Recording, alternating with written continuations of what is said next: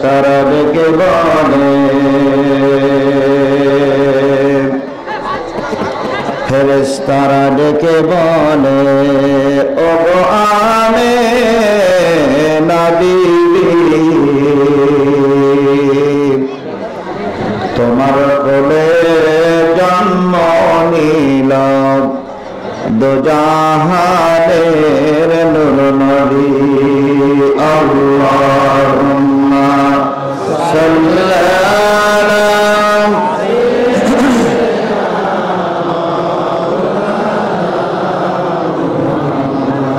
ওয়ালা আলি মাওলানা। মা আমিনার কোলে একটি ছেলে জন্ম নিল আধার এলে বেলে।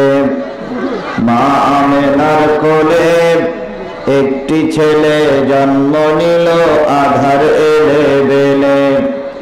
উঠল বাঁকা চাঁদ, চাঁদ মামাটা চাইল ছেলের একটু আশীর্বাদ। গাইল গজল ভম্রাবলী, ধরল কোকিল সুর। সুরের তোড়ে পাষাণ হৃদয় হলো যে ভাঙচুর। বইল বাতাস শান্ত হয়ে, লু হাওয়া যায় থেমে। অত্যাচারীর বুকে কাঁপন যায় গো তারা ঘেমে। মেঘ কেটে ঠিক বেলা বাড়ে বাড়ে ছেলেটিও, সেই ছেলেটি আমার নবী, সবার তিনি প্রিয়। আল্লাহুম্মা সাল্লি আলা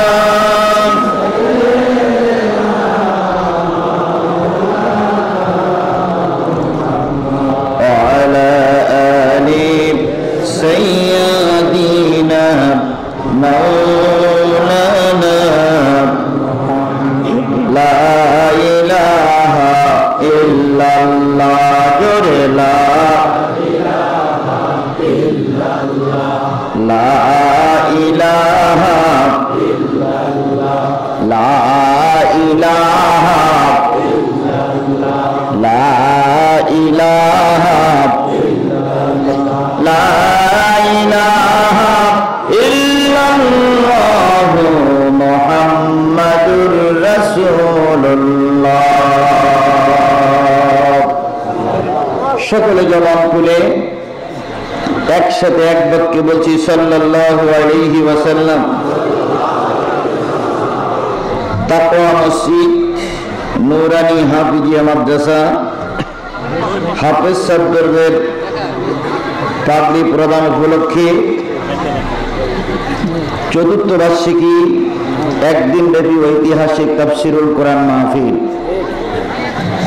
আজকের এই তাফসিরুল কোরআন মাহফিলের শ্রদ্ধাভাজন সম্মানিত সভাপতি জনাব মোহাম্মদ আব্দুর রশিদ সরকার। আজকের এই মাহফিলের সম্মানিত প্রধান অতিথি বীর মুক্তিযোদ্ধা জনাব আফতাব উদ্দিন সরকার। বিশেষ অতিথিবৃন্দ আলোচনা করলেন হযরত আল্লাহ হযরত মাওলানা আব্দুল খালেক সাহেব, হযরত মাওলানা হাফেজ মোহাম্মদ ঈসা আলী সাহেব সহ গর্বিত মায়ের গর্বিত সন্তান শ্রদ্ধেয় ওলামায়ে হযরত। পঞ্চগড় জেলা, ঠাকুরগাঁ জেলা, নীলফামারী জেলা, রংপুর জেলা, দিনাজপুর জেলা থেকে আগত দিনদার পরেজগার মুত্তাকি মুসলমান ভাই ও বন্ধুগণ, পর্দায় অবস্থানরত শ্রদ্ধাশীল মা ও বোনেরা, সকলকে নিয়ে আমার সালাম বিনিময় করছি। আসসালামু আলাইকুম ওয়া রাহমাতুল্লাহি ওয়া বারাকাতুহু।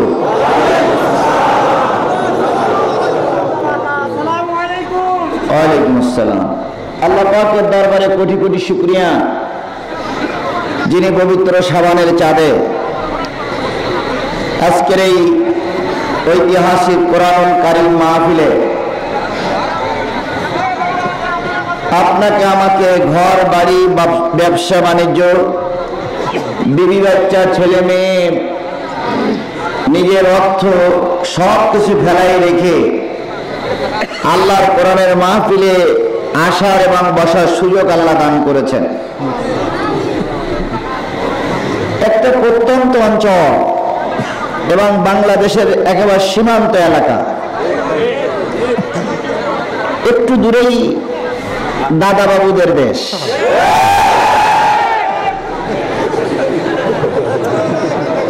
খুব বেশি দূরে নয়, দাদারা মনে হয় আমাদের কথা শুনতেই পাচ্ছে।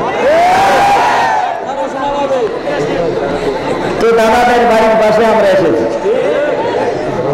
না, আমাদের পাশে দাদারা এসেছে, দাদাদের বাড়ির পাশে আমরা এসেছি। যেহেতু দাদারাই বড়, আমরা ছোট। কেরোসিনের শিকা বলে মাটির পুরো দিবে, ভাই বলে ডাকি যদি দেব গলা টিপে। এমন সময় গগনেতে উঠিলেন চাঁদা, কেরোসিনের শিকা বলে এসো মোর দাদা। কথা বুঝতে পেরেছেন আমার? আমরা সবাই বড় পরিচয় দেই। কি পরিচয় দেই? এমপি সাহেবের বাড়ির পাশে আমার বাড়ি, চেয়ারম্যান সাহেবের বাড়ির পাশে আমার বাড়ি, কিন্তু এ কথা কেউ বলে না যে আমার বাড়ির পাশে এমপি সাহেবের বাড়ি। এ কথা কেউ বলে না। কি বলে? এমপি সাহেবের বাড়ির পাশে আমার বাড়ি, চেয়ারম্যান সাহেবের বাড়ির পাশে আমার বাড়ি, এসপি সাহেবের বাড়ির পাশে আমার বাড়ি, কিন্তু এ কথা কেউ বলে না যে আমার বাড়ির পাশেই এসপি সাহেবের বাড়ি। কারণ আমি যে ছোট আর উনি যে বড়, সেই জন্য ওনারা বড়, তাই ওনাদের বাড়ির পাশে আমরা এসেছি। ওনারা যদি মন চায় তাহলে আমাদের কথা শুনবেন, না চাইলে শোনার দরকার নেই। আবার অনেক জায়গায় মাহফিলে যাচ্ছি, আগের থেকে বলা হচ্ছে দুইটা জিনিসের পরে কথা বলবেন না। এক নম্বর হচ্ছে দাদা বাবুদের বিরুদ্ধে কোনো কথা বলবেন না। আর একজন হচ্ছে বিশেষ কোনো নেতা নেত্রীর নাম ধরবেন না। যা বলেন বলেন, কিন্তু এই দুটো জিনিস থেকে দূরে থাকেন। আমরা তাই থাকার জন্য চেষ্টা করতেছি, যেহেতু বড়দের হুকুম পালন করতে হয়। আল্লাহ পাক আপনাকে আমাকে কবুল করুন। পবিত্র শাবানের চাঁদ, এই কয়েকদিন আর মাত্র 26-27 দিন পরেই আবার রমজানের রোজা। ইতিমধ্যে আমরা বিভিন্ন তথ্য পাচ্ছি। শাবানের চাঁদ যেদিন উঠেছিল, বাংলাদেশের হেলাল কমিটি নাকি একদিন পরে চাঁদের ঘোষণা দিয়েছে। আবার কেউ বলতেছে না ঠিকই আছে। যদি একদিন পরে চাঁদের ঘোষণা দিয়ে থাকে, আর শবে বরাত যদি আমাদের একদিন পরে হয়, অথবা রমজানের যদি কোনো ডিস্টার্ব হয়, আল্লাহর কসম এই 17 কোটি মুসলমান আপনাদের বিরুদ্ধে কিয়ামতের দিন আল্লাহর কাছে নালিশ করবে। আর নালিশ করলো কি আর না করলো কি, তোরা যা পারিস করিস, আমার সময় মতন আমার লাইন উল্টে দেবে। তোরা যা পারিস মিছিল মিটিং কর, ওতে আমাদের কিচ্ছু যায় আসে না। কারণ আমাদের চামড়া 7.5 পুরো, ও সুরসুরি দিলেও লাগবে না। সুতরাং পবিত্র শবে বরাতের চাঁদে, শাবানের চাঁদে যে মালিক এই লক্ষাধিক জনতাকে আল্লাহর কোরআন শোনার জন্য একত্রিত হওয়ার সুযোগ দান করেছেন, আমরা সে মালিকের দরবারে শুকরগুজার হচ্ছি। সকলে মিলে বলছি আলহামদুলিল্লাহ। কার শুকরিয়া আদায় করলাম? আমি অন্তত আধা কিলোমিটার দূরের থেকে দেখতেছি শুধু লোক আর লোক। এখনো যে লোক রাস্তায় আছে, এই লোকগুলো যদি সব এখানে আসে তাহলে আপনাদের ওঠা লাগবে, এখান থেকে চলে যাওয়া লাগবে, ওরা বলবে। এতগুলো লোক, এতগুলো মানুষ এখানে একত্রিত হয়েছে কিসের জন্য? জোরে বলেন কিসের জন্য? এক সময় আমাদের দেশে গোশের কেজি ছিল 50 টাকা। মানুষ বলে এত টাকার গোশ আমরা কিনতে পারবো না, তারপরে কিন্তু কিনে খাওয়া শুরু করলো। এরপরে হবে 100 টাকা, মানুষ মিছিল মিটিং করে তাহলে কিনতে শুরু করলো। 150 টাকা, 200 টাকা, 300 টাকা, 400 টাকা, এখন 500 টাকা গরুর কেজি, গরুর গোশতের কেজি। কেউ মিছিল মিটিং করে না। যার সমাপ্ত হয় সে কিনে খায়, সমাপ্ত না হলে চুপ করে থাকে, কিন্তু মিছিল মিটিং করে না। 500 টাকা গরুর গোশতের কেজি মিছিল মিটিং নাই, কিন্তু এই 500 টাকা গরুর গোশতের কেজির চাইতে কোরআনের একটা হরফের দাম বাংলাদেশের মুসলমানের কাছে অনেক বেশি। মুসলমানরা প্রয়োজনে তার সন্তানের দিন করতে পারে, প্রয়োজনে মায়ের কোল খালি করতে পারে, প্রয়োজনে ফাঁসির কাজটা ঝুলতে পারে, প্রয়োজনে বছরের পর বছর জেল খাটতে পারে, প্রয়োজনে নিজের রক্ত দিয়ে রাজপথ লাল করতে পারে, কিন্তু মুসলমান কোরআনের শত্রুর কাছে আতঙ্ক করতে পারে না।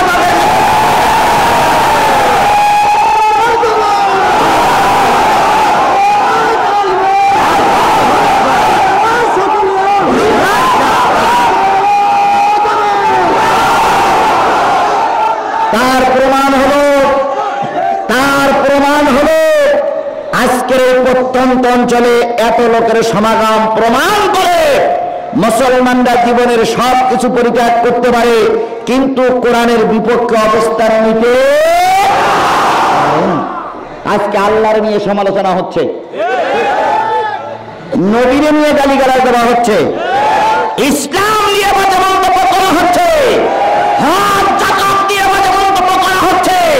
এদেরকে গ্রেফতার করা হচ্ছে না, বরং এদের মামুনের লাভদারের মতো থাকা খাওয়ার ব্যবস্থা করা হচ্ছে। কিন্তু কোন দলের নেতার নামে সমালোচনা করলেই 24 ঘন্টার ভিতরে গ্রেফতার হচ্ছে। আজকে দলের কোন নেতার বিরুদ্ধে কথা বলে দেখে, আপনি যদি 27 মাইল মাটির তলে থাকেন, ওরা দুর্ভিক্ষীন যন্ত্র দিয়ে খুঁজে আপনাকে বের করে আনবে আর বলবে আমরা এত বড় শক্তিশালী, তুই 27 মাইল মাটির তলে তুই ছিলি, সেখান থেকে তোর নিয়ে আসছি, তুই কেন নেতা নিয়ে বাজে মন্তব্য করলি? আজকে নেতা নিয়ে বাজে মন্তব্য করলে, নেতা নিয়ে সমালোচনা করলে গ্রেফতার হয়, নেত্রীর বিরুদ্ধে কথা বললে গ্রেফতার হয়, দলের বিরুদ্ধে কথা বললে গ্রেফতার হয়, কিন্তু আল্লাহর বিরুদ্ধে কথা বললে, রাসূলের বিরুদ্ধে কথা বললে, ধর্মের বিরুদ্ধে কথা বললে, কোরআনের বিরুদ্ধে কথা বললে গ্রেফতার করা হচ্ছে না। গ্রেফতার যারা করবে ওদেরই ঈমান নেই, না গ্রেফতার করবে কি করে?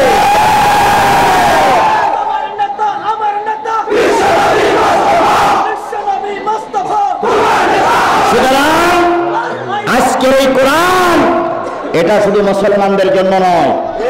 কোরআন কি শুধু মুসলমানদের জন্য? হুদাল লিন্নাস, এই কোরআন নাযিল হলো মানুষের হেদায়েতের জন্য। এই কোরআন থেকে শিক্ষা নেবে খ্রিস্টান, এই কোরআন থেকে শিক্ষা নেবে ইহুদি, এই কোরআন থেকে শিক্ষা নেবে হিন্দু। এই জন্য কোরআন যারা বোঝে তারা কোরআনের বিপক্ষে অবস্থান নিয়ে পরে অবশ্যই কোরআনওয়ালা হয়ে যায়। ডক্টর শিব শঙ্কর, ওনাদের 16 কোটি মানুষের দেবতা ছিল, উনি কোরআনের বিরুদ্ধে অবস্থান নিলেন। কোরআন রিসার্চ করতে করতে এক সময় এমন একটা পরিবেশ এসে গেল, যেই সময় উনি নবীকে স্বপ্ন দেখে কালেমাওয়ালা হয়ে গেল, ওনার স্ত্রী আয়েশাকে স্বপ্ন দেখে কালেমা হয়ে আলা হয়ে গেল, ওনার মেয়ে ফাতেমাকে স্বপ্ন দেখে কালেমা হয়ে আলা হয়ে গেল। তাহলে বোঝা গেল যারা কোরআনের বিরুদ্ধে অবস্থান নেয় তারাই হেদায়েত পেয়ে যায়। সুতরাং এ কোরআন শুধু মুসলমানের জন্য, এ কোরআন শুধু ইহুদির জন্য, এ কোরআন শুধু খ্রিস্টানের জন্য, এ কোরআন শুধু হিন্দুদের জন্য, এ কোরআন সকল মানুষের জন্য। সুতরাং সকল মানুষ আমরা এসেছি কোরআন থেকে জানতে চাই, কোরআন থেকে বুঝতে চাই, কোরআন থেকে জেনে সে অনুযায়ী আমল করতে চাই। আল্লাহ পাক আপনাকে আমাকে কবুল করেছেন, এই জন্য মালিকের দরবারে আবার শুকরিয়া আদায় করছি, আলহামদুলিল্লাহ। বিশ্ব মানবতার শ্রেষ্ঠ বন্ধু, সমস্ত নবী রাসূলদের শ্রেষ্ঠ রাসূল, আপনার আমার প্রিয় ভাজন নেতা, প্রিয় ভাজন নবী জনাবে মুহাম্মদ রাসূলুল্লাহ সাল্লাল্লাহু আলাইহি সাল্লামের দরবারে লক্ষ কোটি দুরূদ ও সালাম। আল্লাহ বলতেছেন, ফালা ওয়া রাব্বিকা লা ইউমিনুনা হাত্তা ইউহাক্কিমুকা ফীমা শাজারা বাইনাহুম সুম্মা লা ইয়াজিদু ফী আনফুসিহিম হারাজাম মিম্মা কাদাইতা ওয়া ইউসাল্লিমু তাসলিমা। কথাকার আমার আল্লাহ বললেন, ও নবী তোমার বাবার কসম। কে বলছে? আল্লাহ তার নিজের নামে কসম কসম খেয়ে বলতেছে, ও নবী তোমার রবের কসম, তার মানে আমার কসম, ততক্ষণ পর্যন্ত কেউ মুমিন হতে পারবে না যতক্ষণ সে তার পিতা মাতা, ভাই বোন, আত্মীয় স্বজন সকলের চাইতে আমি নবী আমারে বেশি ভালোবাসতে না পারবে। এটা হলো হাদিস। আর আল্লাহ বললেন ততক্ষণ পর্যন্ত কেউ মুমিন হতে পারবে না যতক্ষণ পর্যন্ত নবীর আনা কোরআন সকল জায়গায় বিচার ব্যবস্থা রূপে গ্রহণ করতে না পারবে, ততক্ষণ পর্যন্ত কেউ মুমিন হতে পারবে না। ফালা রাব্বিকা লা ইউমিনুনা হাত্তা ইউহাক্কিমুকা ফীমা শাজারা বাইনাহুম। এই কোরআনের বিধান যতক্ষণ পর্যন্ত সব জায়গায় প্রতিষ্ঠা করা না যাবে ততক্ষণ কি হওয়া যাবে না। আমাদের দেশের একজন হুজুররা বলতেছে কোরআনের কোন জায়গায় তোমরা রাজনীতি খুঁজে পাই না। তোদের চোখ নেই, তা খুঁজে পাবে কোথায়? অন্ধলোকের পথ দেখানো যায় না। এক অন্ধলোক হাঁটতেছে, হাতে একটা হাইকেন জ্বালানো আছে। তো আর এক চোখলা বলতেছে, কিরে ভাই তুই না অন্ধ, তো তুই রাত্রি হাঁটতেছিস হাইকেন জ্বালাই, তোর রায়টার দিন কি? অন্ধ তখন বলতেছে, আমার জন্য আমি হাইকেন জ্বালাইনি, আমি জ্বালাইছি চোখলার জন্য। মানে আমি অন্ধ ঠিকই যাচ্ছে, কিন্তু ও যেন আমার সঙ্গে ঠুন না খায়, এই জন্য ও দেখানোর জন্য আমি এখন আলো জ্বালাইছি। আমাদের দেশের কিছু লোক অন্ধ সেজেছে, তারা বলে ইসলামে কোনো রাজনীতি খুঁজে পাচ্ছি না। নবী পাক সাল্লাল্লাহু আলাইহি সাল্লাম রাজা ছিলেন, এটা আমি কোন জায়গায় খুঁজে পাইনি। খুঁজে পাবা কি? তোমার চোখ নাই, তুমি অন্ধ। আর অন্ধ লোকেরা কখনো এগুলো খুঁজে পায় না। আমার আল্লাহ বলেন নবীর বিধান, নবীর কোরআন যতক্ষণ পর্যন্ত সমাজে চালু না হবে ততক্ষণ পর্যন্ত কি হওয়া যাবে না। তুমি টুপিওয়ালা হতে পারো কিন্তু মুমিন হতে পারবে না। তুমি তাহাজ্জুদ গুজারি হতে পারো কিন্তু ইমানদার হতে পারবে না যতক্ষণ পর্যন্ত নবীর বিধান, নবীর আইন সমাজে প্রতিষ্ঠা না হবে। এবার ওকে হাত দিয়ে বলুন তো, ও লক্ষ লক্ষ জনতা, নবীর আনা কোরআনের আইন কি আমাদের সমাজে চালু আছে? জোরে বলেন আছে? কোন জায়গায় নাই? নাই। কোন জায়গায় কি নাই? দুই এক জায়গায় আছে। কোন কোন জায়গায় বলেন? মসজিদে আছে কি বলে মনে হয়? মসজিদে আছে বলে মনে হয়। আমার তো বিশ্বাস হয় না যে মসজিদে কোরআনের আইন চালু আছে। যদি মসজিদে কোরআনের আইন চালু থাকতো তাহলে কোনো ফাসিক, কোনো বেনামাজি মসজিদ কমিটির সভাপতি হতে পারত না। ইন্নামা ইয়া'মুরু মাসাজিদাল্লাহি কামান আমানা বিল্লাহি ওয়াল ইয়াউমিল আখির। সেই ব্যক্তি মসজিদ কমিটির সভাপতি হবে যেই ব্যক্তির আখিরাতের পরে বিশ্বাস আছে, 5 ওয়াক্ত নামাজ পড়ে, ওই ব্যক্তি মসজিদের কমিটির সদস্য হবে। কিন্তু আমাদের দেশে মসজিদ কমিটির সভাপতি, সেক্রেটারি, ক্যাশিয়ার হয় তারাই যারা 1 ওয়াক্ত নামাজ পড়ে না, সুদখোরের বাচ্চারাই মসজিদ কমিটির সদস্য। কথা ঠিক না বেঠিক? কথা ঠিক না বেঠিক? আবার হুজুর যদি শুক্রবারের দিন একটু বড় হুজুরের জন্য দোয়া করে অথবা সুদের বিরুদ্ধে কথা বলে, পরের শুক্রবারে হুজুরের চাকরি থাকে না। অনেক জায়গায় দেখেছি হুজুরকে মসজিদের খেলায়, মসজিদের ভিতরে খেলায় অপমান করেছে এরকম কমিটির সদস্য। আমার আল্লাহ তাই বললেন নবীর বিধান যতক্ষণ সমাজে চালু না হবে, মসজিদে নবীর বিধান নাই, মাদ্রাসায় নবীর বিধান নাই, হাই স্কুলে নবীর বিধান নাই, কোন জায়গায় নবীর বিধান নাই। যা দিয়ে এক জায়গায় ছিল এটাও আমরা তুলে দেওয়ার জন্য উঠে পড়ে লেগেছি। কোথায় যাবেন এখন? হুজুরদের নামে এখন লিস্ট করা হচ্ছে, কোন বক্তা কিভাবে হজ করবে তা ওনারা বলে দিবে। এবং শুধু তাই নয়, ইতিমধ্যে আমাদের যে সম্মানী আমরা নেই, এই সম্মানের থেকে ট্যাক্স কাটা শুরু হয়েছে। 10,000 টাকা নিলে বাহাদুরকে 1,000 টাকা দেওয়া লাগবে। কিছুদিন পরে কুকুরের পায়খানার পরে ট্যাক্স বসায় কিনা আল্লাহই ভালো জানে। যে কুকুর তুই পায়খানা করলি কেন, তোর ট্যাক্স দিয়ে দেওয়া লাগবে। জাতি আর কত নিচে নামবে। ঠিক। হুজুর একটু ওয়াজ করে 2 টাকা নেবে, তাও ট্যাক্স দেওয়া লাগবে। ট্যাক্স না দিলে ইতিমধ্যে 40 জন বক্তার নাম লিস্টে হয়েছে, 15 জন বক্তার নাম কাগজ কলমে এসেছে আসল, আর এখনো 25 জনের বক্তার নাম আসবে, তাই অপেক্ষায় আছে। আমরাও চিন্তা করছি আল্লাহ কার নামে ট্যাক্স বসায়, কার নামে ট্যাক্স বসায়। ইতিমধ্যে প্রশাসন আমার কাছে 2500 টাকা কেটে নিয়েছে। আমি পাবনার এক মাহফিলে গেলাম, 2500 টাকা কেটে নিল। তাই বললাম 2500 টাকা কেটে নিলেন, তাকে পুলিশ এসে নিয়ে গেছে। তাই বললাম কেন? আপনার প্রতি 10,000 1,000 টাকা দেওয়া লাগবে। হায় রে সর্বনাশী কাজ। তাহলে যে জিনিসটা বলার চাচ্ছিলাম সেটা হলো কোরআনের সমাজ আমাদের সমাজে চালু নাই। আমরা টুপিওয়ালার অভাব নাই, নামাজি লোকের অভাব নাই, পাগড়িওয়ালার অভাব নাই, কিন্তু বিশুদ্ধভাবে কোরআন মেনে চলার মানুষের বড় অভাব। আয়াতটা যখন নাযিল হয়, নবী তখন মদিনার প্রেসিডেন্ট। কোন জায়গার প্রেসিডেন্ট? জোরে বলেন, কোন জায়গার প্রেসিডেন্ট?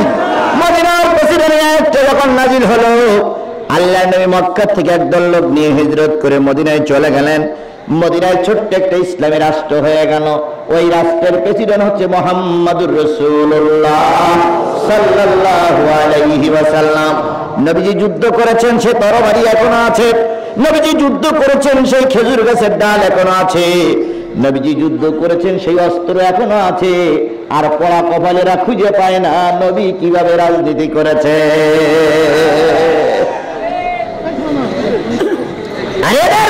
জুলুম হয় না, কারণ এরা এখন খোদার খাসির মতন ঘুরিয়ে বেড়াচ্ছে। তবে একটা জিনিস ভালো করে শোনো, এক মৌলবী জেল করতে যা তুমি আনন্দ করতেছো, কিছুদিন পরে তোমারও জেল হবে। সেদিন তোমার ডাইনে বামের পিছনে কেউ থাকবে না, সেদিন আট চোরের মতন তোমারও পিটাবে। একই বাড়িওয়ালা গরু আর ছাগল। তো ছাগলের সঙ্গে গরুর একদিন দেখা, গরুর গায়ে কাদা মাটিতে ভরা। ছাগল মিসকে হাসি দিয়ে বলছে, কিরে গরু ভাই, তুইও যে মালিকের গরু, আমিও সেই মালিকের ছাগল। তো আমার গায়ে একদিন চর্বি কত। বাড়িওয়ালা ভুসি খাওয়ায়, কাঁঠালের পাতা কিনে এনে খাওয়ায়। মাঝে মাঝে আমি 3 তলায় যেয়ে শুয়ে থাকি। বাড়িওয়ালার বেডের পরে শুয়ে থাকলে বাড়িওয়ালাকে হাসি মুখে কয়, এখানে কেন? তাছাড়া আর কিচ্ছু বলে না। আর কি গরু মাঠে চাষ করে দেখ তোর কি অবস্থা, গায়ে কাদামাটি। সারাদিন হাল চাষ করায়, রাতের বেলায় যত কিঞ্চিত খেতে দেয়। তোর আর আমার বেলায় এত বৈষম্য কেন? একই তো মালিক। গরুটাই ছাগল ভাই বুঝতে তো পারে না। এই বাড়িওয়ালার একটা মেয়ে প্রতিদিন কলেজে যায় আসে, দেখো তো। তাই দেখেছি, তাই এই বাড়িওয়ালার এই মেয়েটার এই মাসের চলতি মাসের 30 তারিখে বিয়ে ঠিক হয়েছে। এই 30 তারিখে বিয়ে বরযাত্রীর লোক আসবে। ওই লোকদের খাওয়ানোর জন্য তোমার এত চর্বি বানাচ্ছে।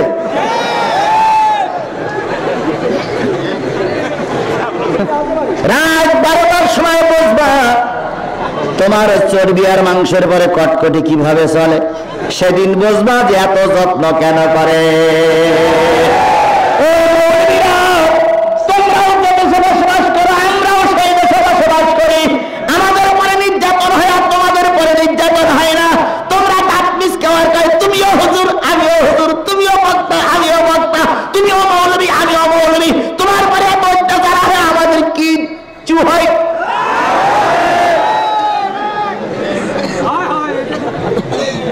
কথা বলা মৌলবী আমাদের দেশে আছে না নাই?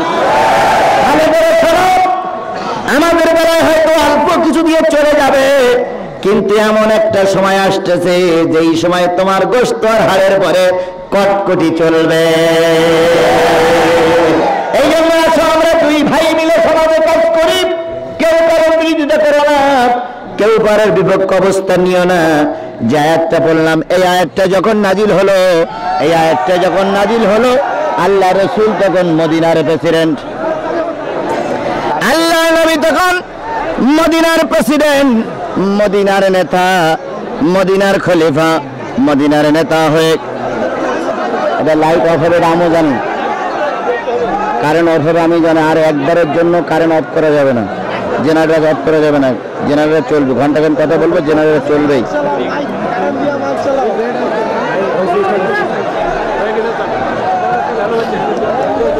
জিকির করেন সুবহানাল্লাহ আলহামদুলিল্লাহ লা ইলাহা ইল্লাল্লাহ সুবহানাল্লাহ আলহামদুলিল্লাহ। বাবা বসেন, বসুন।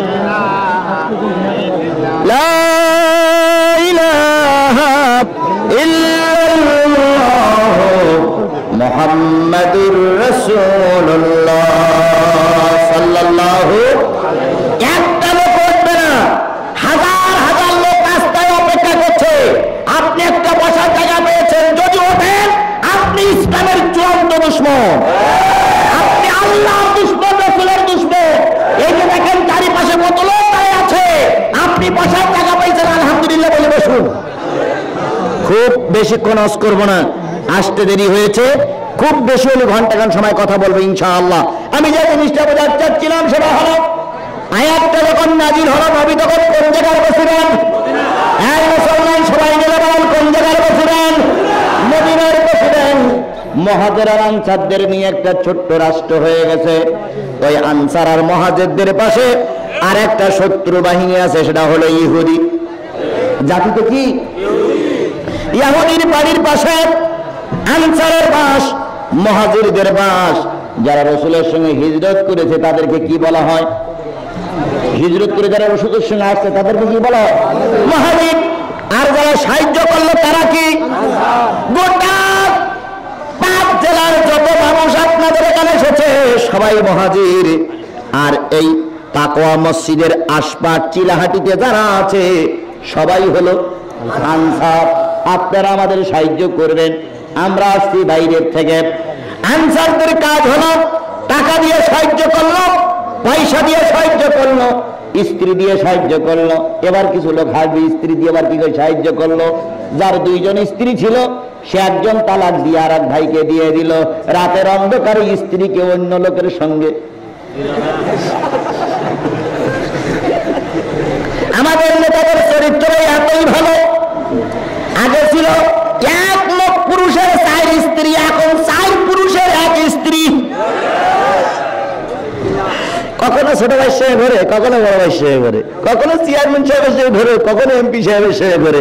জিজ্ঞেস করলে কে? আমি মহিলা নেত্রী। কখন যে কোন জায়গায় থাকে আল্লাহ জানে, আরো 14 গোষ্ঠী জানে। আবার এদের বিরুদ্ধে কথা বললে আমাদের বিরুদ্ধে নালিশ করে, হুজুররা আমাদের ফাঁকায় বাহির হতে দিচ্ছে না। কে বলেছে তোমাদের ফাঁকায় বাহির হতে দেবে না? আমরাই তোমাদের সবচেয়ে নিরাপত্তা দেওয়ার জন্য তৈরি। তবে দুশ্চরিত্রবান কলঙ্কিত নারীদের জন্য নয়, যারা চরিত্রবান তাদের হেফাজত করার জন্য।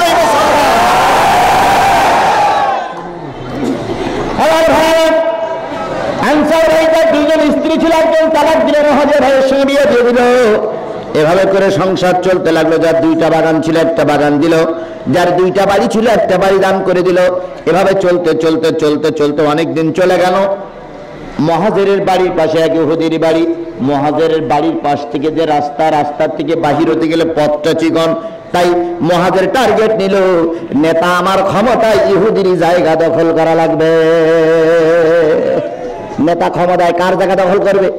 ইহুদির জায়গা দখল করবে। রাতারাতি হঠাৎ করে ইহুদির 5 হাত জায়গা দখল করি, সঙ্গে সঙ্গে পাঁচিল টাচিল দিয়ে ঘেরা বেলা দিয়ে পথ বাইর করে ফেলে। ইহুদি সকালবেলা উঠে কয়, ভাই তুমি না মুসলমান, আমার এই জায়গা দখল করলে কেন? মুসলমান তখন কলার নাড়া দেয়, জানিস আমার নেতা ক্ষমতায়। কথা বললি জিপ টেনে ফেলবো, জিপ টেনে ছিঁড়ে ফেলবো, কথা বলবি না। ইহুদি চমকে গেল, হায় রে মুসলমান, ইতিহাসে যে মুসলমান দেখেছি এ মুসলমান তো সে মুসলমান না। কিন্তু ভয়ে কিছু বলতে পারে না, জিপ টেনে ফেলবে, হুমকি দিয়েছে। দিন যায় মাস যায়, ইহুদির মনে শান্তি নেই। হঠাৎ করে সকালবেলা একদিন মুসলমান ভাইরে ডেকে বলতেছে, চলো তো নবীর কাছে যাই। নবী যেহেতু মদিনার প্রেসিডেন্ট, নবীর কাছে নালিশ করি। মুসলমান বলতেছে কোনো কাজ হবে না, আমার নেতা পাওয়ারে, আমি তারে ক্ষমতায় বসায় রেখেছি, তুই আমার বিরুদ্ধে নালিশ করবি, কোনো কাজ হবে না।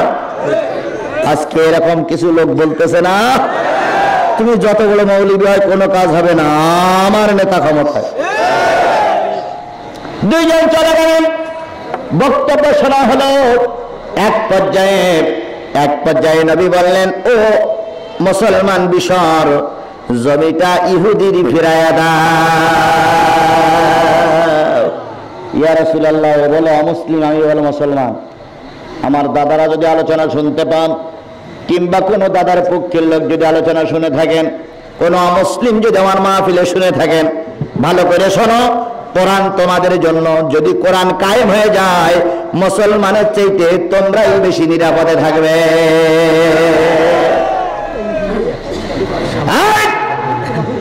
আমার নেতা ক্ষমতায়, নবী বললেন ইহুদি জমিটা ফেরাইয়া দাও। মুসলমান বুঝালেন, কিন্তু নবী বুঝলেন না, জমি ফেরাইয়া দাও। দুইজন চলে আসতেছে, মুসলমান খুশি না বেজার? জোরে বলেন, মুসলমান খুশি না বেজার? বেজার অবস্থায় ফিরে আসতেছে। হঠাৎ করে ওমরের বাড়ির পাশে এসে বলতেছে, যে লোকটার কাছে বিচার দিয়েছিলাম, সেই লোকটা তো কোরআন, সেই লোকটা তো লেখাপড়া জানে না, লিখতেও জানে না, দেখে পড়তেও পারে না। সুতরাং ওর কাছে নালিশ না দিয়ে চলো তো আমরা ওমরের কাছে যাই। ওমর ভালো শিক্ষিত মানুষ, আইনের বই পড়ে, আইনের কিতাব তার কাছে আছে। ইহুদি ডাক দিয়ে বললেন, তুমি না মুসলমান? মুসলমান যে ব্যক্তি তার নেতা মানে না, সেই ব্যক্তি তো মুসলমান হতে পারে না। তাহলে এখন কি করা যায়? চলো যাই, তুমি যখন বলতেছো ক্ষমতা তোমার হাতে, তুমি যেখানে নিয়ে যাবে সেখানেই যাব। ওমরের বাড়ির ভিতরে ঢোকা হলো, ওমরকে বেরিয়ে করে আনা হলো, ওমরের কাছে নালিশ দেওয়া হলো। ওমর রায় করে এমত অবস্থায় ইহুদি ডাক দিয়ে বললেন, ভাই ওমর, এই জমির রায় কিন্তু একবার মুহাম্মদ রাসূলুল্লাহ দিয়ে দিয়েছে, কিন্তু তোমার ওই মুসলমান ভাইয়ের পছন্দ হয়নি, সুতরাং রায়টা ভেবে বুঝিয়ে দিও। হযরত ওমর দুইজনের বক্তব্য শুনলেন, ঘরের থেকে বেরিয়ে আসলেন, তরবারি নিয়ে আর বললেন, দুইজন মাথা নিচু করে বসো, এমন একটা রায় দেব কিয়ামত পর্যন্ত এই রায়টা সকলের মুখে মুখে থাকবে। দুইজন মাথা নিচু করে বসলেন। হযরত ওমর নাঙ্গা তরবারি দিয়ে মুসলমানের বাদ্দারের উপর আঘাত করলেন, কাল্লা আলাদা হয়ে গেল। আর হযরত ওমর যখন মেরে ফেললেন, মুসলমান যখন দ্বিখণ্ডিত হয়ে গেল, সকল মুসলমান ছুটে গেল, ইয়া রাসূলুল্লাহ, ওমর একজন মুসলমানকে হত্যা করেছে ইহুদির কথা শুনি। নবীজি বেরিয়ে এসে বলেন, ওমর, কেন তুমি ইহুদি মুসলমান হত্যা করলে? হযরত ওমর যখন ইতস্তত করতেছিলেন, আল্লাহ তখন আয়াত নাযিল করে দিয়ে বললেন, যেই ব্যক্তি কোরআনের রায়, কোরআনের ফয়সালা মানে না, ওই ব্যক্তি যত বড় নামাজি হোক, ও মুমিন হতে পারে না। ফালা ওয়া রাব্বিকা লা ইউমিনুনা হাত্তা ইউহাক্কিমুকা ফীমা শাজারা বাইনাহুম। নবীও সেইটা রায় দিলেন। সুতরাং নবীর বিধান সমাজে যতক্ষণ চালু না হবে ততক্ষণ মুমিন হওয়া যাবে না। সেই নবীর পরে নাজিল হয়েছিল কি? কতগুলো আয়াত? ৬৬৬৬ আয়াত সম্বলিত কোরআন। বলুন তো, নবীর পরে যে কোরআন নাজিল হয়েছিল, সেই কোরআন অবিকাল এখনো আগের মতন আছে? কিছু কম বেশি কি হয়েছে? তাহলে সেই অবিকাল আল্লাহর কোরআন রাসূলের উপরে নাজিল হয়েছিল। তাই রাসূলের নামে দুরূদ আর সালাম দিয়ে শুরু করছি, সকলে বলছি সাল্লাল্লাহু আলাইহি ওয়াসাল্লাম। সম্মানিত উপস্থিতি, আর বেশি দূরে যাব না। আমরা এখানে কর্তৃপক্ষ দিয়েছে তাফসিরুল কোরআন, আমরা কোরআন থেকে কিছু কথা বলতে চাই, কোরআনের কিছু আয়াতে তাফসির করতে চাই। আপনারা কি শুনতে রাজি আছেন? সবাই মিলে রাজি আছেন? আচ্ছা, কারা কারা রাজি নেই তারা একটু হাত তোলেন। যে হুজুর, আমি কোরআন অনেকক্ষণ শুনেছি, এর আগে খালেক ভাই বলেছিল, আর আপনি প্রাথমিক যে ধারণাটা দেন, আর আমরা শুনবো না। কেরা কেরা হাত তোলেন? কেউ নেই? থাকলে সমস্যা নেই, কারণ থাকলে আপনি চলে গেলে দাঁড়ানো লোকগুলো বসবে, পায়ে ধরে শোনাবো না। আর কপাল পুড়লি হেদায়েত দেওয়া যায় না। সুতরাং কপাল পোড়া দিয়ে থাকলে হাত তোলা দিয়ে আর কোরআন শুনবো না। তাহলে এবার আমার দাবি, যারা দাঁড়ায় আছে দাঁড়ায় থাকেন, যারা রাস্তা আছে রাস্তায় থাকেন, যারা বাড়ির ছাদের পরে আছেন ছাদের পরে আছেন, যারা গাছের পরে বসে আছেন গাছের পরে থাকেন, মসজিদের দেয়ালের পরে যারা আছেন দেয়ালের পরে থাকেন, যে যেখানে আছে ওইখানে অবস্থায় থাকা অবস্থায় 1 ঘন্টা সময় থাকা লাগবে। 1 ঘন্টা সময়ের ভিতরে পেশাব পায়খানা যত সমস্যা হোক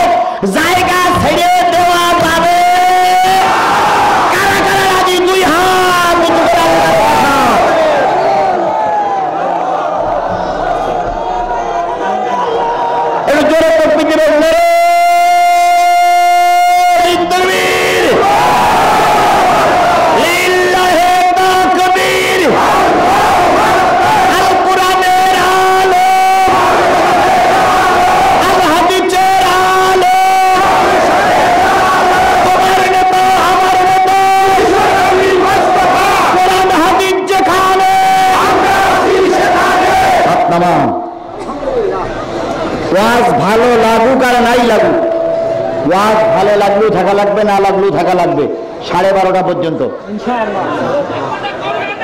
আচ্ছা হোক, আচ্ছা হোক, আর তো বলছে 1 ঘন্টাকে পার হোক, তো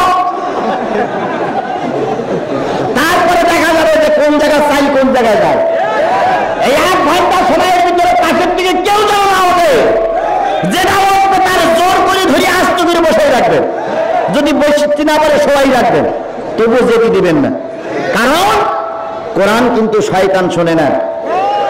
মঞ্চেও কিছু শয়তান আছে, নিচেও কিছু শয়তান আছে, চেয়ারেও কিছু শয়তান আছে। এদের আলামত বুঝবেন কি করে? আলামত কয়েকটা। একটা 1 নম্বর আলামত হচ্ছে কোরআনের মাহফিল হলে এদের গায়ে জ্বালা চড়ে। 2 নম্বর, কোরআনের মাহফিল হলে এদের মুখ কালো হয়। 3 নম্বর, এরা হুজুরের সঙ্গে খারাপ ব্যবহার করে। 4 নম্বর, এরা মাহফিল থেকে পৃষ্ঠ প্রদর্শন করে চলে যায়। এগুলো সব ইবলিস শয়তানের কাজ। এখন যদি কারোর মুখ মলিন হয়, যদি কেউ শরিয়াত রোজা ছাড়া চলে যায়, বুঝতে হবে ইবলিস শয়তানগুলো চলে যাচ্ছে। ওয়ালা তাত্তাবিউ খুতুওয়াতিশ শয়তান, আর আমার আল্লাহ বলেছেন শয়তানের পথ অনুসরণ করো না। কোরআনের মাহফিলে শয়তান থাকে না। সুতরাং দাবি হবে কোরআনের মাহফিলে শেষ পর্যন্ত থাকা লাগবে। সবাইকে একমত? মাশাআল্লাহ, আলহামদুলিল্লাহ। এখানে মসজিদটার নাম দেওয়া আছে তাকওয়া মসজিদ। তাকওয়া মানে কি? ভয়, আল্লাহর ভয়, খোদা ভীতি, এটার নাম হলো মসজিদের নাম। এই মসজিদগুলো কার ঘর? কিয়ামতের দিন আল্লাহ পাক যখন কাজী হয়ে বিচার করবেন, গোটা পৃথিবী যখন পানি আর পানি হয়ে যাবে, পানির উপরে ছোট ছোট কিছু ঘর পাওয়া যাবে। আল্লাহ বলবেন ঘরগুলো কোন ঘর? তোরা কোন ঘর? তোরা কি নেতার ঘর?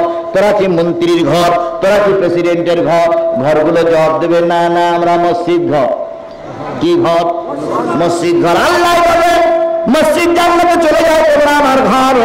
এবার মসজিদগুলোর থেকে আওয়াজ আসবে, আল্লাহ তুমি তো আমাদের তৈরি করুনি, তৈরি করেছিলেন নিশ্চয়ই গ্রামের কোন লোক। কেউ জমি দিয়েছিল, কেউ টাকা দিয়েছিল, কেউ ইট দিয়েছিল, কেউ বা আজান দিয়েছিল, কেউ বা মসজিদে করেছিল, কেউ বা নামাজ পড়েছিল। এই সব লোকগুলোর আমাদের ভিতরে না ঢুকানো পর্যন্ত আমরা জান্নাতে যাব না। মসজিদ তখন বলবে আল্লাহ আমাদের জান্নাতে দেওয়ার আগে লোকগুলোরে দাও। আল্লাহ বলবে দাঁড়াও, আবার মাটি তৈরি হোক। মাটি তৈরি হলো, মসজিদগুলো ডেকে ডেকে বলবে আমার তৈরি করার জন্য যারা যারা কাজ করেছিলেন তারা সব আমার ভিতরে ঢোকো। জন্ম লগ্ন থেকে শুরু করে মৃত্যুর আগ পর্যন্ত সব মসজিদগুলো ধ্বংস হওয়ার আগ পর্যন্ত সব মসজিদগুলো তার মুসল্লিদেরকে নিয়ে জান্নাতে চলে যাবে। আপনারা কি জান্নাতে যেতে চান? সবাই কি জান্নাতে যেতে চান? তাকওয়া মসজিদ, আল্লাহ ভীতু মসজিদে উঠে যদি জান্নাতে যেতে চান, এই মসজিদে 2টো ইটের টাকা দেওয়া লাগবে। 2টো ইট। কেন 2টো ইট চাইলাম? একটা বাবার নামে আর একটা মার নামে। বাবার নামে 1 কান ইট, মার নামে 1 কান ইট। 1 কান ইটের টাকা 8 টাকা। ওই ইট কেনা জায়গায় বসাইতে 2 টাকা খরচ, তাহলে কয় টাকা হলো? 10 টাকায় 1 কান ইটের টাকা 10 টাকা। যার মা মারা গেছে সে 10 টাকা দিবেন, আর যার বাপ মারা গেছে সে 10 টাকা দিবেন। যদি 2 জনের 1 জন থাকে 10 টাকা এখানে দিয়ে যাবেন, আর 10 টাকা কালকে যেই মার হাতে দেবেন। দিয়ে বলবেন আব্বার নামে 10 টাকা দিয়েছে, আর তোমার 10 টাকা দিলাম। তখন মা কি বলবে? তুই মসজিদে সিন্ডিকেট, তাই বলবে না? সুতরাং দাবি হলো যদি পকেটে টাকা থাকে সর্বনিম্ন 20টা টাকা, এরপরে 50, 100, 200, 500, 1000, 2000 দেবেন। আমি বাধা দেবো না, কিন্তু 20 টাকার নিচে আসা যাবে না। যদি থাকে দেবেন, যদি মনে করেন হুজুর 20 টাকা নেই তাহলে 10 টাকা দিবেন। 10 টাকার নিচে আর এসেন না। এবার কার পকেটে টাকা নেই একটু হাত তোলেন, হুজুর আমার পকেটে টাকা নেই। পঞ্চগড়ের টাইসের টাকা নেই কথা হইল, কুড়িগ্রামের টাইসের টাকা নেই, এটা হতেই পারে না। সুতরাং সবার কাছে টাকা আছে না? আছে না? এবার সবাই হাত দেন, পকেটে হাত দেন। আমিও হাত দিচ্ছি, সবাই হাত দেন, সবাই হাত দেন। বীর মুসলমান ধরো আল কোরআন, ফিরাইয়ে আনো সেই হারানো সম্মান। বীর মুসলমান, বীর মুসলমান ধরো আল কোরআন, ফিরাইয়ে আনো সেই হারানো সম্মান। নারায়ে তাকবীর, জোরে নারায়ে তাকবীর, নারায়ে তাকবীর। তোলে তাকবীর ধ্বনি ধরায় একবার, বীর মুসলমান, যে আওয়াজ শুনে ওরে মুসলমান ভয় কাঁপিত কাফের বেঈমান, দাওরে সেই হুঙ্কার করে চুরমার, পাপ দুনিয়া ভেঙে করে চুরমার। বীর মুসলমান ধর্ম কোরআন ফিরায়ে আনো সেই হারানো সম্মান। নারায়ে তাকবীর, নারায়ে তাকবীর, লিল্লাহে তাকবীর। আল কোরআনের আলো। কত নম্বর আয়াত? 10 52 53 না 152। ভাই আবারও বলতেছি, বসুন।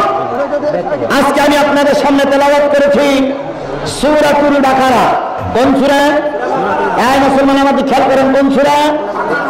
সূরা বাকারার 152 153 নম্বর আয়াত। কোরআন শরীফের সবচেয়ে বড় সূরাটার নাম কি? জোরে বলুন। বাকারা মানে কি?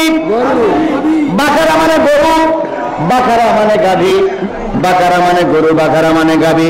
এবার বলুন তো, আল্লাহর এত কি দায় পড়লো গরু মার্কা সূরা দিল? আল্লাহর বড় দায় পরিচালনা কি সূরা দিয়েছে? গরু মার্কা সূরা। কোন এক নেতা ইমাম সাহেবের পিছনে নামাজ পড়েছে, সেদিন আবার ভারত পাকিস্তানের খেলা।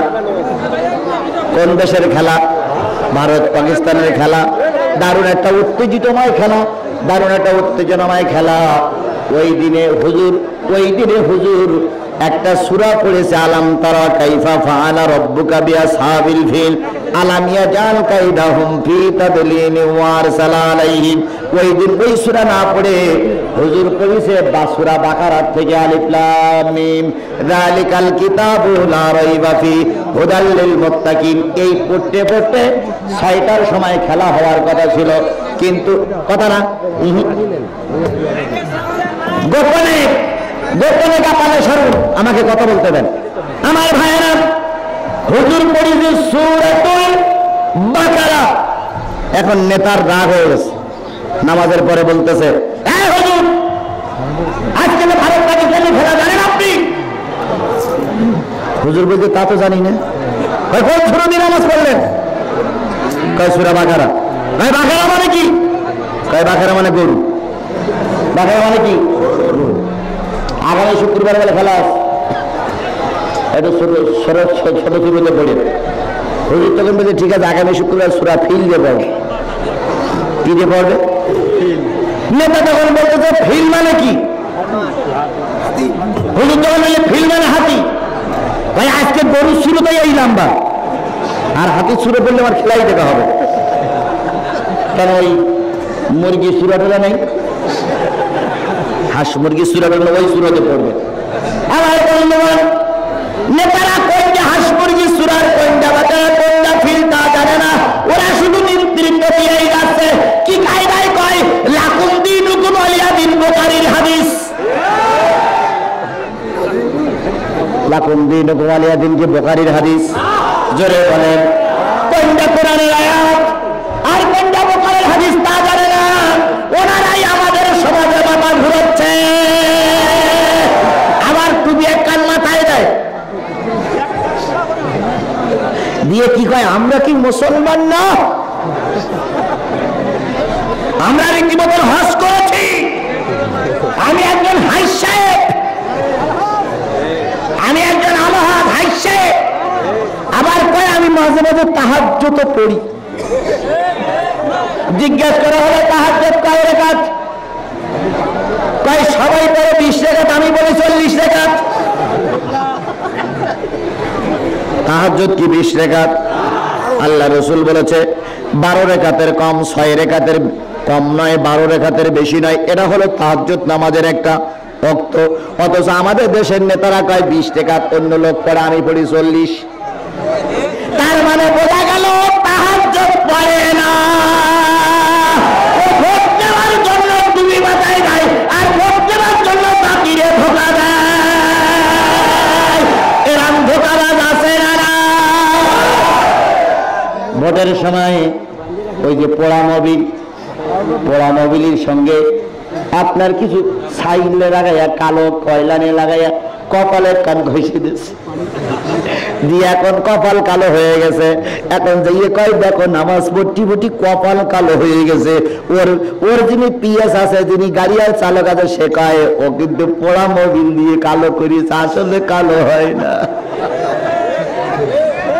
এরা ধোঁকাবাজ, এরা প্রতারক, এরা ভোটের সময় আসলে টুপি পরে, ভোট শেষ হয়ে গেলে টুপিও শেষ, এদের যায় নামাজও শেষ।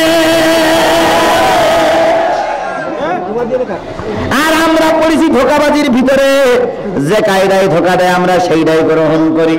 বন্ধুরে এত করে বলি, এত করে বুঝাই, হাতে ধরে বলি, পায়ে ধরে বলি, নির্বাচনের সময় আসলে 500 টাকা পাইলে মুসলমানদের ইমান বিক্রি হয়ে যায়। সুতরাং 500 টাকায় তারা ইমান বিক্রি করলে আল্লাহ দরবারে কৈফিয়ত দেওয়া যাবে না। এক এলাকায় একটা ইঁদুর আর একটা ব্যাঙ বসবাস করে। ইঁদুর আর কি এখন ইঁদুর আর ব্যাঙের সঙ্গে বেশ ভাব জমিস, মহব্বত হয়েছে। সময় অসময় যখন দুইজন বাহির হয়, মাঝে মাঝে মানুষ পিটায়, মাঝে মাঝে মানুষ তাড়া দেয়, মাঝে মাঝে মানুষ ডাবর দেয়। তাই একদিন ব্যাঙ আর ইঁদুর বলতেছে, ভাই এক কাজ করা যাক, এখন তো টেলিফোন নাই, মোবাইল নাই, ওয়্যারলেস নাই, তারপর আমার সঙ্গে তোমার সঙ্গে যোগাযোগের ব্যবস্থা নাই, তাই একটা সুতো এনে তুমি আমার পায়ে বাঁধো, আমি তোমার পায়ে বাঁধি। আমার যখন ডাক পড়বে তখন তোমার টান দেওয়া বেরিয়ে আসবো, তোমার যখন ডাক প্রয়োজন হবে তখন তুমি আমার টান দেওয়া বেরিয়ে আসবো। এমত অবস্থায় পায়ে সুতো বেঁধে ইঁদুর আর ব্যাঙ যুক্তি পরামর্শ করতেছে। হঠাৎ করে একদিন ব্যাঙের প্রয়োজন হয়েছে, ব্যাঙ টান দিয়েছে সুতা। ইঁদুর যখন রাস্তার উপর দিয়ে হাঁটতেছে, উপরে ছিল এক সিল পর্যন্ত, সিল এসে ধরে ইঁদুর নিয়ে চলে গেছে। ইঁদুর নিয়ে যদি উপরে ওঠে, ব্যাঙ থাকবে কোন জায়গায়? ভালো করে বুঝে শুনে বুঝেন, ব্যাঙ থাকবে কোন জায়গায়? কারণ ইঁদুরের সঙ্গে ব্যাঙের কি বাধা আছে? সুতা বাধা আছে, দড়ি বাধা আছে। এবার সিল উপরে নিয়ে ঘুরতেছে আর ব্যাঙ শূন্যের পরে ক্যাপ ক্যাপ করতেছে। কি করবেন?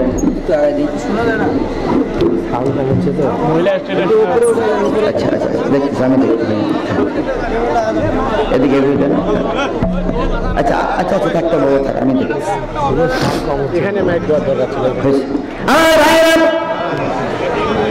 ইঁদুর উপরে, সিলের খাবার ভিতরে, ব্যাঙ কোন জায়গায়? ঝুলন্ত অবস্থায়। ব্যাঙ ক্যাপ ক্যাপ করতেছে। সমাজের মানুষগুলো চিন্তা করলো, কিরে শূন্যের পরে ব্যাঙ ক্যাপ ক্যাপ করে কে? এখানে উঠলো কি করে ব্যাঙ? কিছু লোক বলতেছে বন্যা হবে, ওই পর্যন্ত পানি হবে, তাই আগের থেকে ব্যাঙ উঠে বসে আছে। জনগণ তাই হতেই পারে না।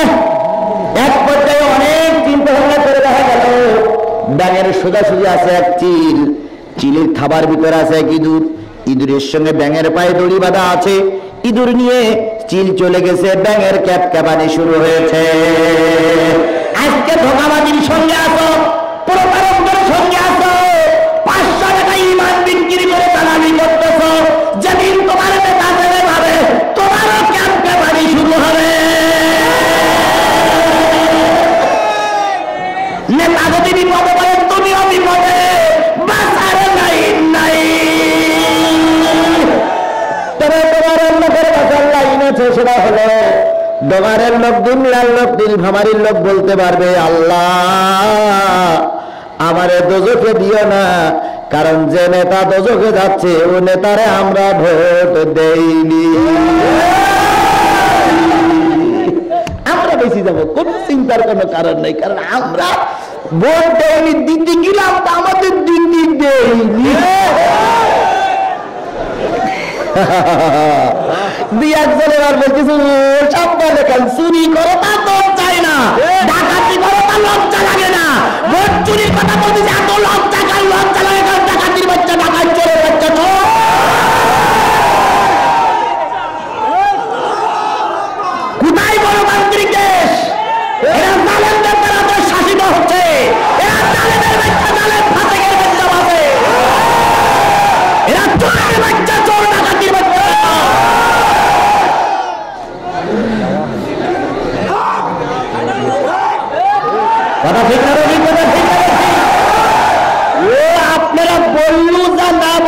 কথা? আমি কারোর খাজনা দিয়ে চলি না। এই মাহফিল আমার জীবনের শেষ মাহফিল হলো, আমার দুঃখ নাই, কিন্তু হাত কথা বলতেই হবে, বলতেই হবে। তোমাদের আমরা চোর বানাইনি, তোমাদের নেতারাই তোমাদের চোর বানাই দিয়েছে। তোমার আমার নেতা, আমরা সবাই নেতা।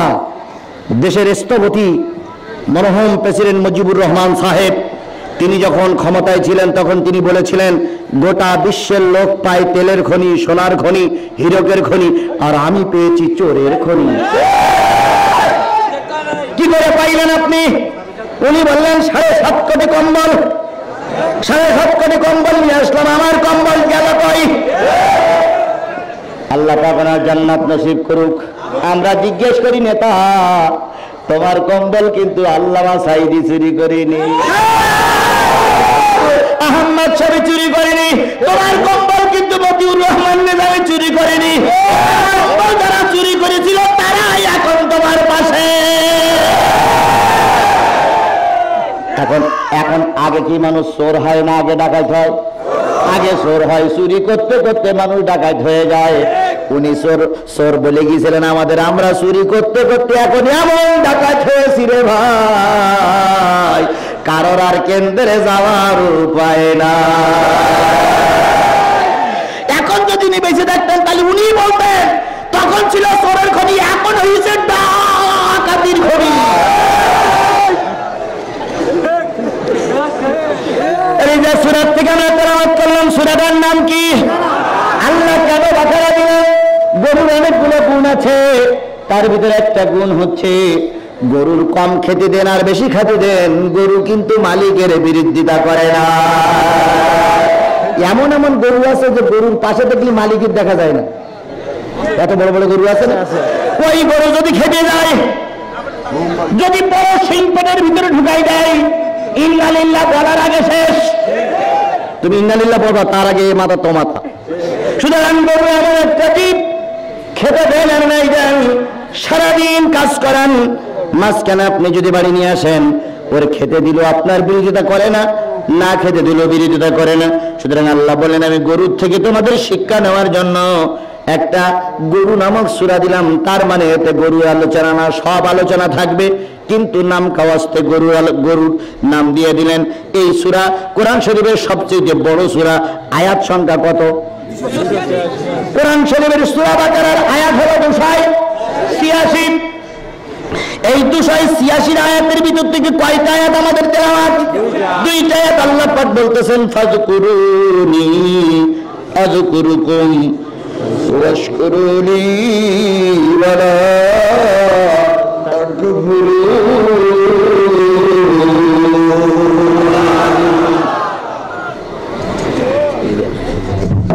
ফাযকুরুনি মানে আমাকে ডাকো, আমাকে স্মরণ করো। আযকুরুকুম আমি তোমাকে স্মরণ করব, তোমাদের স্মরণ করব, তোমাকে স্মরণ করব। তাহলে আল্লাহরে ডাকলে আল্লাহ আমাদের ডাকে সাড়া দেবে, এটাকে বিশ্বাস হয়? জোরে বলেন বিশ্বাস হয়? কিছু কিছু লোক আফসোস করি বলে আগে আল্লাহরে ডাকলে সাড়া দিতে, এখন আর সাড়া দেয় না। বিশ্বাস করো মুসলমান, তুমি যখনই আল্লাহ বলে ডাকো, তোমার ডাকটা আরো সে আদিমে পৌঁছে যায়।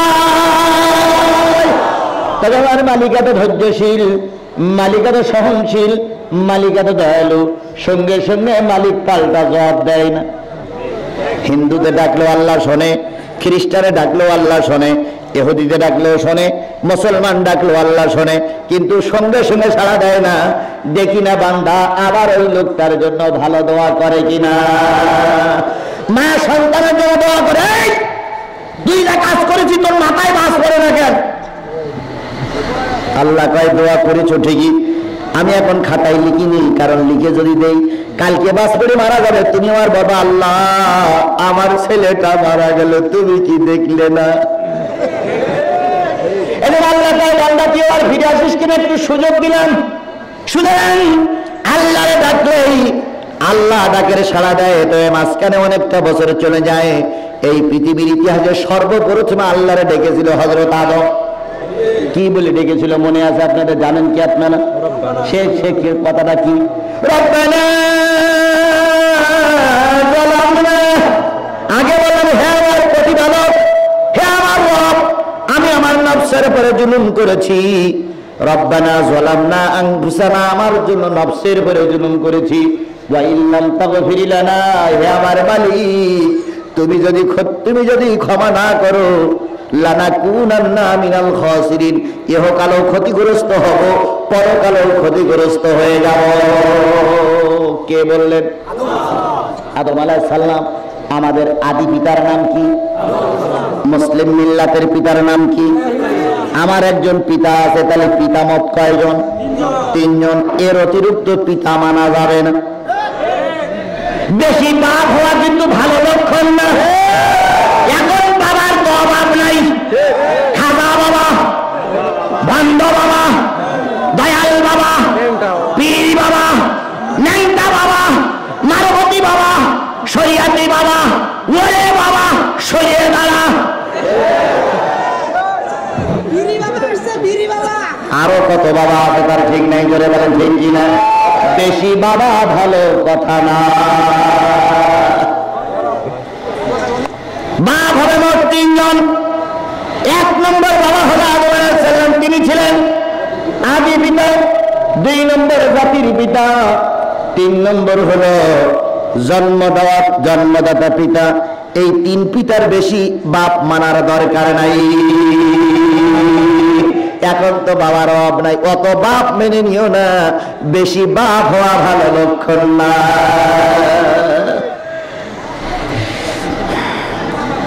আদি পিতা আদম আলাইহিস সালাম কেটে ছিলেন। প্রথম জান্নাতের ভিতরে শয়তানের সঙ্গে তার দেখা। শয়তানের দেখেছেন কেডা কেডা হাত তোলেন? শয়তানের দেখেছেন কেডা কেডা হাত তোলেন? একটাও নেই। যারা এশার নামাজ পড়েননি ওদের দিক তাকাই দেখেন, যারা এশার নামাজ পড়েনি ওদের দিক তাকান, ওইটা হইল শয়তান। এশার নামাজ পড়িলে এরকম লোক সমাজে আছে না নাই? এটা আমি আমার বানানোর কথা বলছি না। আমি যখন আলেমের ছাত্র, তাফসীর নিচ্ছে আমার ওস্তাদ, জিজ্ঞেস করলেন শয়তান দেখতে চাও? আমরা বলেছিলাম শয়তান পাবো কই? কয় যদি দেখতে চাও দেখাতে পারি। আমরা বললাম যে একটু দেখান। হুজুর তখন বলেন আজকে ফজরের নামাজ পড়ুনি কে? দুজন হাত তুললো, বললো দেখে রাখো, ওই হলো 1 নম্বর শয়তান আর এই হলো 2 নম্বর শয়তান। আমরা জিজ্ঞেস করলাম কি করে হলো? হুজুর বলেন আদম একটা আইন অমান্য করেছিল, উসজুদু, শয়তান একটা আইন অমান্য করেছিল, উসজুদু লি আদম, আদমকে সিজদা করো। ফাসাজাদু ইল্লা ইবলিস, ইবলিস সিজদা করেনি। তাই ইবলিস যদি শয়তান হয়ে পারে, আল্লাহর আইন ছিল সকালবেলার ফজরের নামাজ পড়া। এই আইনটা যারা ইচ্ছা করে অমান্য করলো, ওটাই হলো শয়তানের আপন খালাতো ভাই। তাহলে এরকম শয়তান আমাদের সমাজে আছে নাই? এই যে ভোট গেল, গোটা দেশে খবর করে দেখলাম কিছু নেতা আছে টুপি মাথায় দিয়ে মানুষের দ্বারস্থ হয়েছে। কিছু নেতার সামনে ছবি দেখলাম হাতে 1 কান তসবি, কিছু নেতার দেখলাম গায়ে 1 কান হাজি রুমাল, কিছু নেতার দেখলাম পাঞ্জাবি পরা, কিছু নেতার দেখলাম মাথায় টুপি পরা, কিছু নেতার দেখলাম যায় নামাজে বসে আছে, বসে বসে আল্লাহ আল্লাহ করতে, সেই ছবি দেওয়া। কিছু নেতা দেখলাম কাবা ঘরে জিয়ারত করতে গেছে, সেই ছবি দেওয়া। এই সমস্ত ছবি দিয়ে বুঝাইলো আমি 1 নম্বর মুসলমান। এইটা দিয়ে বোঝান আমি 1 নম্বর মুসলমান। যারা টুপিদারির ব্যবসা করতেছে এরা ধোঁকাবাজ, এরা প্রতারক। সুতরাং আমি যেটা বুঝাতে চাচ্ছিলাম সেটা হলো আল্লাহরে ডাকলে আল্লাহ সাড়া দেয়। হযরত আদম আলাইহিস সালামকে জান্নাত থেকে বের করে দিলেন। এবার জান্নাত থেকে যখন আদম বেরিল, শয়তান বাহির হলো। শয়তান বলল আল্লাহ এত সেজদা করলাম, এক সেজদায় 50 বছর করে চলে গেল, তারপরেও কি আমার কোনো পুরস্কার নেই? আল্লাহ কয় কি পুরস্কার চাও? কয় আল্লাহ যে আদমের জন্য আমি শয়তান হলাম, ওই আদমকে ধোঁকা দেওয়ার জন্য 4টা জিনিস তোমার কাছে দাবি। কয়টা? 1 নম্বর দাবি হলো আদমের সন্তান থাকবে কোন পর্যন্ত? কিয়ামতের আগ পর্যন্ত। ও আল্লাহ আমার কিয়ামতের আগ পর্যন্ত সময় দিতে হবে, আমার হায়াত দিতে হবে কোন পর্যন্ত? কিয়ামতের আগ পর্যন্ত। 2 নম্বর যে আদমের জন্য আমি শয়তান হয়ে গেলাম, সেই আদমের নিঃশ্বাসের সঙ্গে যাইব, পশমের গোড়া দিয়ে বাহির হব, এই সুযোগ আমার দিতে হবে। আল্লাহ তাই সেটাও দিয়ে দিলাম। এরপরে 3 নম্বর, আল্লাহ আমি তোমার বান্দারে ধোঁকা দিয়ে জাহান্নামবাসী করব, এই সুযোগ আমার দিতে হবে। আল্লাহ কয় সেটাও দিয়ে দিলাম। এরপরে বলে আল্লাহ আমি শয়তানি করব কিন্তু লোক আমার দেখতে পাবে না। আমি শয়তানি করব কিন্তু লোক আমার সুযোগ আমার দিতে হবে। এই কথাটা কেউ না মানলে আমাদের নেতারাই মানে। নেতারা কয় করবি না তোরা কর, আমি 3 তলায় বসে থাকি, আমার যেন ময়দানে খুঁজে না পায়। কর্মী লাগাই দিনই 3 তলায় বসে সিগারেট টানে আর ফোন করে কত দূর, কয় হুজুরি ঠ্যাং ভেঙে ফেলেছি,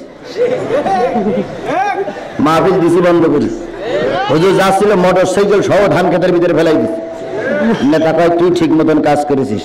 পরের দিন এসে মসজিদে কয় এত সুন্দর একটা মাহফিল হয়ে গেল আর হুজুরটার অপমান করলো, যারা অপমান করেছে এরা মনীষীর জাত না। ওই শয়তান 3 তলায় বসে বসে বলেছে, এখন উনি বলতে যারা মনীষীর জাত না, এটা হলো শয়তানি খাসলা। আমাদের কিছু নেতা মারা গেল, ওনারা এসে কয় আমাদের এখানে কোনো হাত নাই, আইন তার নিজের গতিতে চলেছে, আমি কি করব বলো বাবা, আমার কি কিচ্ছু করার আছে? ওনারা এই কথাই বলে কেটে বলল যে বিচারপতি নেতাদের রায় দিল, ওই একই বিচারপতি রায় দিল 154 জন অবৈধ। যখন এই রায় দিল তখন এনারাই আবার বলল ওনার এখন মাথা ঠিক নেই, ওনার এখন রোগাক্রান্ত, ওনার এখন ক্যান্সার ধরা পড়েছে। এখন রিপোর্ট যখন ওনার কাছে চলে গেল, উনি বলল ভগবান আমার ক্যান্সার কোন জায়গায় হয়েছে আমি ঠিক পেলাম না, ওরা ঠিক পেল কি করিয়ে? এবার ওনার যারা স্পেশাল ডাক্তার ছিল তার ডেকে বলল আমার ক্যান্সার হয়েছে কোন জায়গায়? বলছে কই? তো ওরা যে রিপোর্টে লিখেছে আমার ক্যান্সার হয়েছে। ডাক্তার বলল আপনার সব কোনো ক্যান্সার না, আপনি কেন লিখলেন 154 জন অবৈধ? এটাই হলো ক্যান্সারের মূল উৎপত্তি স্থল। সত্য কথা বললেই ক্যান্সার ধরে। ধোঁকাবাজির শেষ আছে, ধোঁকাবাজির শেষ নাই, কত রকম ধোঁকাবাজি চলছে, এগুলো সব শয়তানি কাজ। এবার আল্লাহ বলে দিল যা তো দিয়ে দিলাম। শয়তান বলে আল্লাহ তাহলে জাহান্নাম বাড়াও। এই আমার এই 4টে অনুমতি যখন দিয়েছে জাহান্নাম বাড়াও, কারণ এবার সব নিয়ে যাবো জাহান্নামে। আল্লাহ তখন বলে দিলেন আমার কোন বান্দা যদি আমার কোন বান্দা যদি ভালো কাজ করার নিয়ত করে, নিয়ত করার সাথে সাথে 10টা নেকি লেখা হবে, আর ওই কাজটা করার পরে 100 নেকি লেখা হবে। আর যদি কোনো বান্দা অন্যায় কাজ করতে চায় আমি বলে দিলাম ফেরেশতা গোনা লিখো না। অন্যায় কাজ হইয়াও গেল, যাওয়ার পরে আল্লাহ তাই ফেরেশতা লিখিস না, দেখি ফিরে আসে কিনা, দেখি ফিরে আসে কিনা, দেখি তওবা করে কিনা, দেখি নামাজি হয় কিনা, দেখি কোরআনের মাহফিলে যায় কিনা। এবার কাজটা হয়েই গেল, চালু হয়ে গেল। আল্লাহ শেষ পর্যন্ত বলে ফেরেশতা একটার বিনিময়ে একটা লেখো, বেশি লেখার দরকার নাই, আমি আমার বান্দাদের জাহান্নামে দিতে চাই না। আল্লাহ বলছে বান্দা তুই আমারে ডাক, আমি তোর ডাকে সাড়া দিব। সুতরাং আল্লাহরে ডাকলে আল্লাহ কি হয়? সাড়া দেয়। আমি ব্যথায় পড়লে, বিপদে পড়লে মার কাছে ফোন করি, আব্বার কাছে ফোন করি, স্ত্রীর কাছে ফোন করি। আমি যখন বিপদে পড়ে মসজিদে গিয়ে আল্লাহর কাছে 2 রাকাত নামাজ পড়ে চোখের পানি ফেলায় কাঁদি। আল্লাহর সামনে একটা ভাইব্রেশন মিটার আছে। মোবাইলে ভাইব্রেশন হয় না ভাই? অনেক সময় আপনি সাউন্ড বন্ধ করে গেছেন, টেবিলের উপরে রাখবেন, যখন ওতে যখন আওয়াজ আসবে, ওতে যখন ফোন আসবে তখন দেখবেন কাঁপবে সমস্ত ঘর, বেডে বোঝা যাবে যে আমার মোবাইলে কল আসছে। আল্লাহর সামনে একটা নূরের ভাইব্রেশন আছে। যখন বান্দা বিপদে পড়ে যায় আল্লাহর যখন ডাকে, ওই ভাইব্রেশন ব্যারোমিটার, ওই ভাইব্রেশনটা কাঁপতে থাকে। আল্লাহ যদিও জানে, তারপরে জিজ্ঞেস করে কাঁপে কেন? আল্লাহ তোমার এক বান্দা কি ডোমারে যেই বিপদে পড়েছে, তোমার এক বান্দা ডিমলায় যেই বিপদে পড়েছে, তোমার এক বান্দা নীলফামারীতে যেই বিপদে পড়েছে। আল্লাহ কয় বান্দারে, ফেরেশতারে, আমার বান্দার উপকার করার জন্য আমার একটু বলে দে, দেখাই দে। আল্লাহ যদিও জানে, ফেরেশতারা দেখাই দিল। আল্লাহ তার বান্দারে হেফাজত করার জন্য নিজেই দায়িত্ব নিয়ে নিল। শয়তান ধোঁকা দিল আদমকে, নিচে নেমে আসলো। আল্লাহ পাকের আদম আল্লাহর কাছে কাঁদলেন, আল্লাহ পাক কান্না কবুল করলেন। আল্লাহ যদি আদমের কান্না কবুল করে থাকে, আমরা সে আদম সন্তান বিপদে পড়লেই আল্লাহর কাছে ডাকলেই আল্লাহ কবুল করবে। এখন দুই একজন বলতে পারেন, দুই এক নবী বলতে পারেন, ও নবী আর তুমি কি এক? এরকম বলেন, নবী আর তুমি কি এক? ও নবীরা, নবীরা যে কায়দায় দেখেছে, তুমিও যদি সেই কায়দায় না দেখে একটুখানি আল্লাহরে ডাকতে পারো, নবীর ডাকের চাইতে তোমার ডাক বেশি কবুল হবে। কারণ নবীরে গাইড দিয়েছে আল্লাহ, আর তোমার গাইড দেয় শয়তান। শয়তানের মুখে লাথি মেরে যেই না বেরিয়ে আসতে পারবা, তোমার ডাক আল্লাহর দরবারে কবুল হবে। একজন করে নবীর নাম বলি, আর একজন দুনিয়ার লোকের নাম বলি, তাহলে নবীদের ডাক আল্লাহ কবুল করেছে, এখনকার মানুষের ডাক আল্লাহ কবুল করে, এটা কি আপনার বিশ্বাস হয়? বিশ্বাস হয়। কোন জায়গায় বিশ্বাস হয়? একটা ছোট্ট ঘটনা বলি। সিরাজগঞ্জ জেলার উল্লাপাড়া থানা, নাম শুনেছেন আপনারা? উল্লাপাড়া থানায় এক দারোগা ছিল, তার পাওয়ার অফিস চেয়ে বেশি। দুই একজন আছে ওসি সেই চৌকিদার ক্ষমতা বেশি, কারণ চৌকিদার হলো বিশেষ দলের লিডার। এই জন্য ওসির যে আমি যা বলি তাই আমার নামটি আমার দেখাতের লোক। দারোগার এত অত্যাচার। অবশ্যই আপনার ডোমারের দারোগা গুলো ভালো, ওসি গুলো ভালো, ভাই আপনারা থাকলে মনে কিছু নিয়েন না ভাই, আমি বোঝানোর জন্য বলতেছি। একজন লোক দোষ করলে গোষ্ঠী লোকের দোষ হয়, এক হুজুর অন্যায় কোষ করলে বহুত হুজুরি গালাগালি শুনতে হয়। জোরে বলেন ঠিক কিনা? উল্লাপাড়া থানার দারোগা এত ক্ষমতাসীন, কাউকে পরোয়া করে না। এমন কি বলে, মন্ত্রী আমার পকেটে থাকে। হঠাৎ করে উনি গাড়ি নিয়ে ঢুকতেছে হাই রোডের থেকে, মাঝখানে পড়েছে এক রিক্সাওয়ালা। রিক্সাওয়ালার মাথায় একটা টুপি আছে, রিক্সাওয়ালার মুখে দাঁড়িয়ে আছে, মনে হচ্ছে রিক্সাওয়ালা 5 ওয়াক্ত নামাজি। রিক্সাওয়ালার সামনে পড়ে গেছে। সাহেব মানুষ, হরেন দায়ে সরতে পারে না, সরার কোনো সুযোগ নেই। হঠাৎ করে গাড়ির থেকে নেমেই রিক্সাওয়ালার ধরে দুটো থাপ্পড় মারলো। 2 থাপ্পড়ে নাকটা ফেটে গেল, কানটা দিয়ে রক্ত বাহির হলো। জনগণ বলল, স্যার মারবেন না, বুঝতে পারি না, তাই আমারে চেনে না, মেরে চলে গেল। লোকটি ওখান থেকে ভাঙাচুরা রিক্সাখান ভেঙে দিল।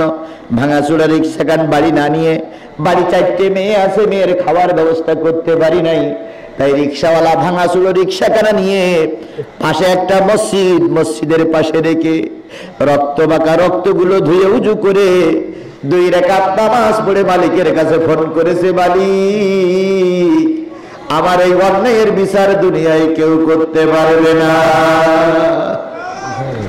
কারণ এখন বিচারে চাওয়ার মতন কোন জায়গা নাই। হক কথা বলতে চাইলেও বলতে পারে না, মুখী তালা।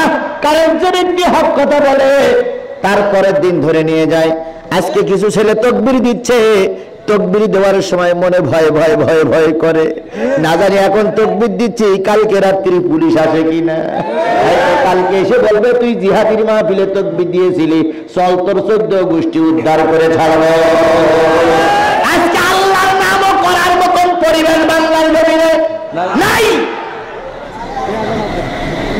আজকে কয়েকজন বক্তা একটু কথা বলতেছিল, সেই বক্তাগুলো লিস্ট করা হয়েছে, লিস্ট করে স্বরাষ্ট্র মন্ত্রণালয়ে জমা দিয়েছে। আমরা সংবাদ পাইলাম, যারা লিস্ট করে জমা দিয়েছে তারাও একদল টুপিওয়ালা। টুপিওয়ালারা বলতেছে, এই টুপিওয়ালারা আপনাদের বিরুদ্ধে কথা বলতেছে, তাই টুপিওয়ালাদের লিস্ট টুপিওয়ালারা করে জমা দিয়েছে। এখন টুপিওয়ালাদের বাজেট হয়ে গেল, খুব তাড়াতাড়ি হয়তো টুপিওয়ালাদের পর আঘাত আসবে। এক টুপিওয়ালা বিপদে পড়লে আর এক টুপিওয়ালা হাসতেছো। আল্লাহর কসম, একালেও হয়তো হেসে যেতে পারো, কিন্তু পরকালে হাসার সুযোগ হবে না। আল্লাহর পাগল ফোন করেছে কার কাছে? ওই আল্লাহর কাছে ফোন করার কোন ব্যক্তিগত নাম্বার নাই, কিন্তু সকালবেলার ফোন করার সিস্টেম হলো 2টো ওয়ান, দুপুর বেলার ফোন করার সিস্টেম হলো 4টে ওয়ান, আসরের ফোন করার সুযোগ হলো 4টে ওয়ান, মাগরিবের সুযোগ হইল 3টে ওয়ান, এশার সুযোগ হইল 4টে ওয়ান। এই কয়টা নম্বরে ফোন দিলে মালিকের কাছে ফোন পৌঁছায় যায়। 2 রাকাত নামাজ পড়ে মালিকের কাছে হাত তুলেছে, মালিক 4টে কন্যা সন্তান বাড়ি আমার, আমি গরিব মানুষ, রিক্সা ছাড়া আমার ব্যবস্থা নাই। আমি ফজরের নামাজ পড়ে বের হয়েছিলাম, বাজারের প্যাকেট আমার গাড়িতে। আমি যদি এখন বাজার ঠিক করে ফিরে যেতে না পারি, বাচ্চাগুলো না খেয়ে কষ্ট পাবে, স্ত্রী কষ্ট পাবে। ভুল হয়েছে কিনা জানি না, কিন্তু তোমার এক বান্দা আমারে পিঠায় আমার কানটা ফাটাইয়া দিয়েছে, চোখটা রক্তাক্ত করেছে, নাকটা রক্তাক্ত করেছে। তুমি না বলেছো কোরআনে আমাকে ডাকলে আমি সাড়া দিই। আল্লাহ, তুমি কি আমার ডাক শুনতে পাচ্ছ? আমি গরিব মানুষ, আমার পরনের কাপড় ভালো না, আমার মাথায় তেল নাই, আমার পরনের জামা নাই, তুমি কি আমার ডাক শুনতে পাচ্ছ? মালিকের ডাক ওই মসজিদ থেকে 7 আসমান জমিন ভেদ করে আসমানে পৌঁছায় গেছে। এটা আমার নিজের চোখে দেখা। আমার ভাইয়েরা, আর ওই যিনি এই মুরব্বির পর আঘাত করলেন, এই নামাজি লোকটার পর আঘাত করলেন, তিনি পিঠায় 1 কাপ চা খেয়ে থানার ভিতরে যেই না ঢুকলো, থানার ভিতরে ঢোকার সাথে সাথে একজন কনস্টেবলকে বলতেছে, আমার ধর, আমার গা হাত পা কাঁপতেছে, ধর। ধরে 2 জন বসাই দিলাম। এরপরে বসাই দেওয়ার পর লোকটা চেয়ারের পরে হেরে পড়লো, ওখানেই তার মৃত্যু হয়ে গেছে। অ্যাম্বুলেন্সের সংবাদ দেওয়া হলো। অ্যাম্বুলেন্স দ্রুত গতিতে যখন ওই নেতারা লাশ নিয়ে যখন চলে যায়, তখন লোকজন বলা বলি করতেছে, একজন রিক্সাওয়ালার মেরে 1 লোক মারা গেছে, রিক্সাওয়ালার মেরে ঘরে ঢোকার আগে লোকটা মারা গেছে। ওই রিক্সাওয়ালা তখন জানলার ভাষা দিয়ে বলতেছে, ভাই কে ডাকার মূল্য আর কে ডাকে মারা যাচ্ছে? কই এক রিক্সাওয়ালার মেরেছে, সেই রিক্সাওয়ালা গরিব মানুষ, সেই রিক্সাওয়ালার কান্নার ফাটাই দিয়েছে, এখন ভিতরে ঢোকার আগেই সে মারা গেছে। তখন ওই লোক কি বলতেছে, আল্লাহ, কোন রিক্সাওয়ালার মারল আর কার বিচার হলো? আমার মতন গুনাহগারের বিচার কি তুমি করতে পারো না মাওলা? আমি তো শুনতে চাচ্ছিলাম, জানতে চাচ্ছিলাম যে আমার মারার যে লোকটা মেরেছে তার কি হয়ে গেল। এরপরে যারা তার সহপাঠী ছিল তারা বলতেছে, করিম ভাই, মোনাজাত, হাত নামা, তোর ফর্মুলা, তোর বিচার, তোর দাবি মালিকের কাছে কবুল হয়ে গেছে।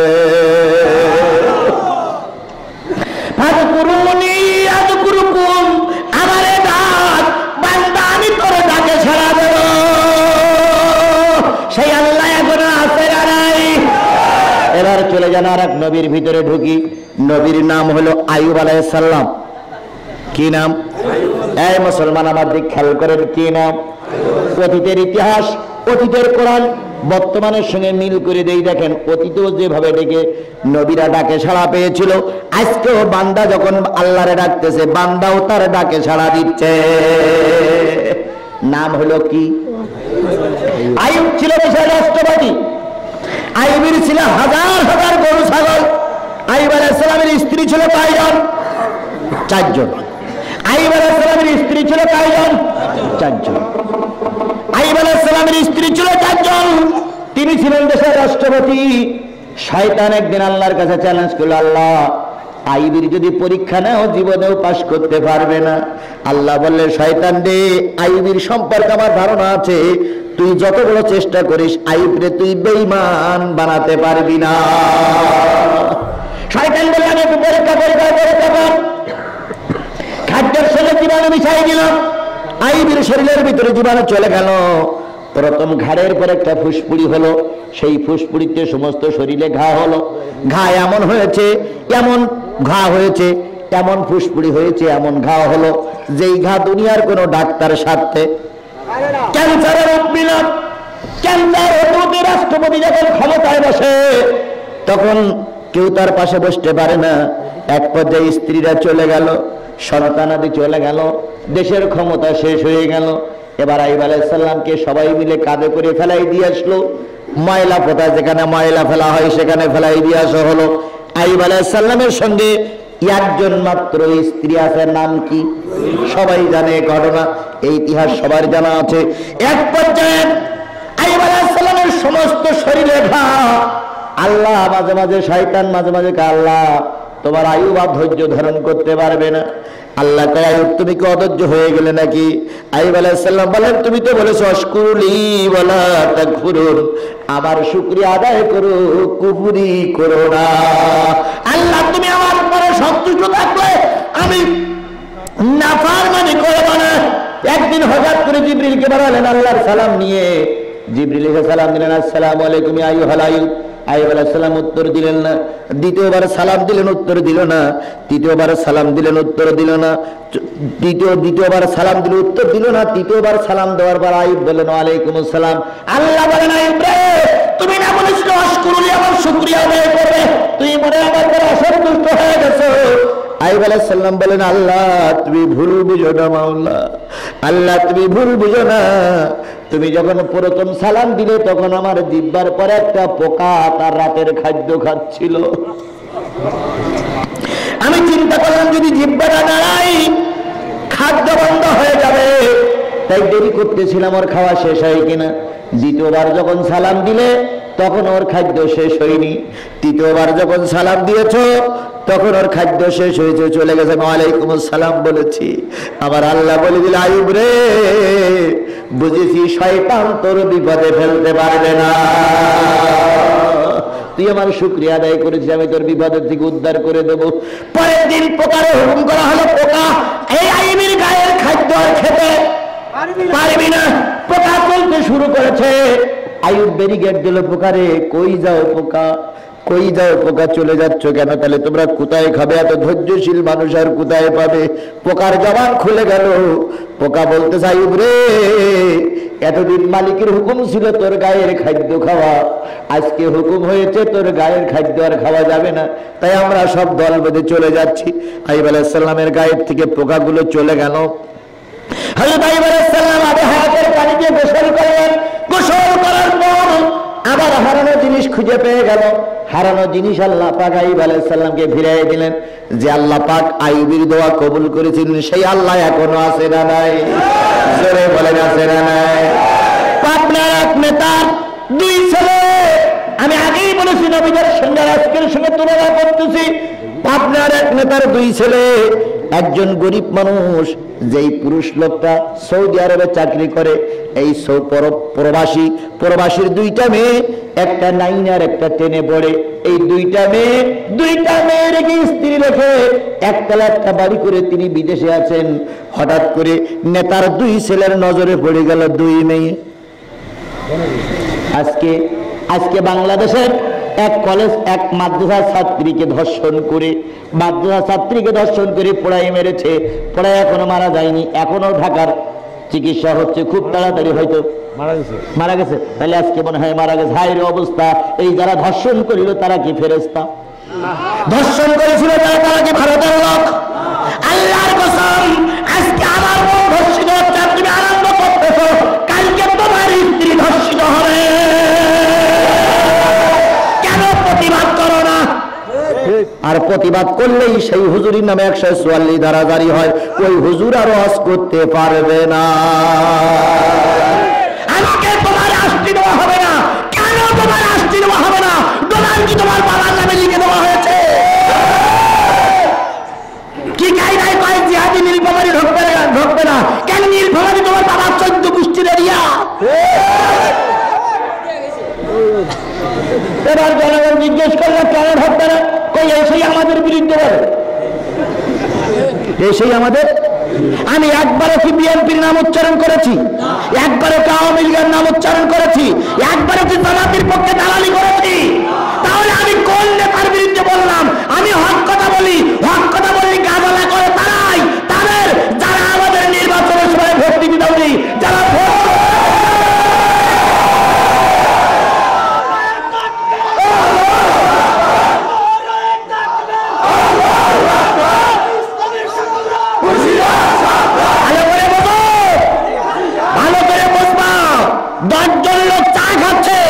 যদি একজন পুলিশ আসে, ওই 10 জন ভিতরে যে দাগি আসামি আছে সেই কেবল পালায়, 9 জনের পালানোর দরকার নাই, কারণ 9 জনের বুকে বড় আশা আছে। আমরা চোর না, সুতরাং আমাদের কোনো ক্ষতি হবে না। তোমরা ভালোভাবে তার চোরের কথা বললে তোমার মুখ হনুমানের মতন কালো হয়ে গেলে চলে।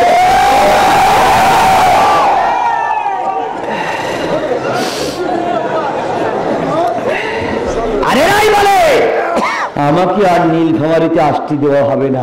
ওরে বাপ রে বাপ! আজকে তুমিও লিখে রাখো, একদিন আমার আস্তি দিচ্ছে না, জনগণ একদিন তোমারও জুতা পেটা করে দেখছে করে। সকালবেলা তো 3-4 ফোনে শুধু ফোন হতে আছে, হুজুর আপনি কখন আসবেন, আমরা সিলেহাটি বসে আছি, হুজুর আপনি কখন আসবেন, আমরা ডোমারে বসে আছি। থাক তোরা ডোমারে বসে, থাক তোরা সিলেহাটি বসে, ওয়াজ আমার প্রায় হয়ে যাওয়ার মতন, এই বাড়ি যাবো, তা তুইও ঠিক পাবি না, তোর বউ ঠিক পাবে না।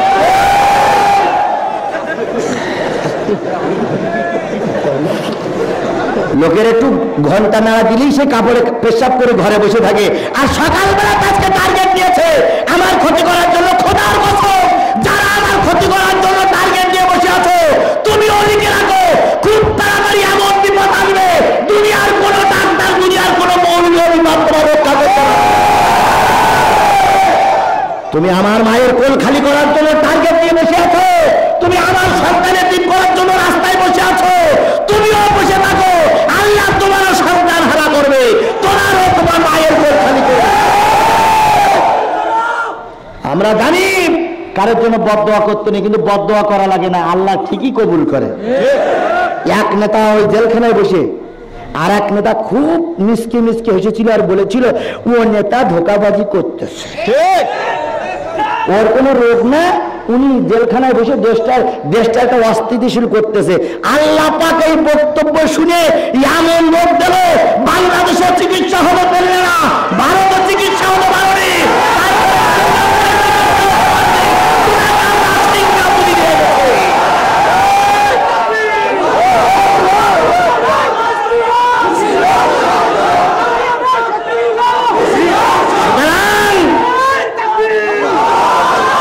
কারণ নিয়ে ক্রিটিসাইজ করো না, কারোর বিপদে ফেলার জন্য চেষ্টা করো না, ওই বিপদ তোমারও হতে। আমরা কারোর অমঙ্গল চাই না, বিশ্বাস করো। বাংলাদেশের প্রধানমন্ত্রী থেকে শুরু করে কোন নেতা নেত্রীর অমঙ্গল চাই না, আমরা শুধু চাই আল্লাহর কোরআন ওয়ালাদের স্বাধীনভাবে চলতে ফিরতে দেওয়া হোক।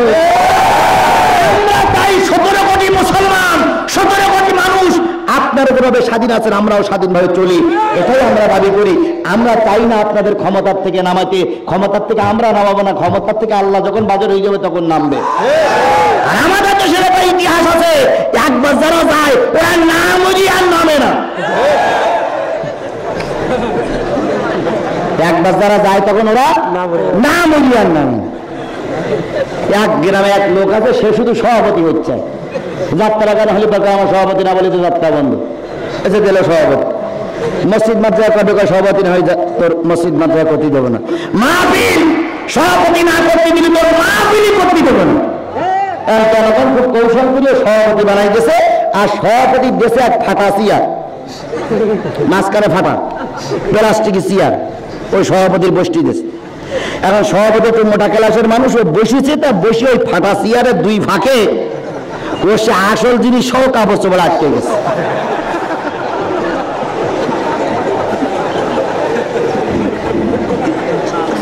এখন প্রধান বক্তা ওয়াজ করার পরে সভাপতির হাত দিয়ে টাইম স্যার ওঠেন, চলেন একসঙ্গে যাই। স্যার তখন বলতে আপনি জানাই পরে যাবেন। তখন বলি কেন স্যার কি সমস্যা? কেন না জানাবেন না, কিন্তু আপনি সভাপতি আপনার রেখে যাওয়া যায়, কেন না আপনি জান হুজুর আমার সমস্যা আছে আমি পরে যাবো। এখন প্রধান বক্তা দিয়ে গাছতলায় বসে কি সমস্যা কি, আমি আসলাম এখন ওঠে না বসেই আছে। তখন 4-5 জনের ছেলেমেলের বলতে এই খোকা কি চেয়ার দিছিস, নিচের দিকটা ভাগ ধর, তা না হলে আমার ওঠার কায়দা নেই। 4-5 জনে ভাগ করে ধরার পরে সভাপতি উঠিস। এবার দাস স্যার বলতেছে আমি আর জীবনে সভাপতি হব না, কারণ যে চেয়ারে আমার ধরিয়েছে এ চেয়ারে হলে আমার সভাপতি হব না। আজকে ক্ষমতা আঁকড়ে ধরে রেখেছো, চেয়ার তোমরা মরে গেলে ছাড়তেছে না, এমন একদিন আসবে যেই দিন চেয়ার তোমাদের ধরে রাখবে, তোমরাও নড়তে পারবে না।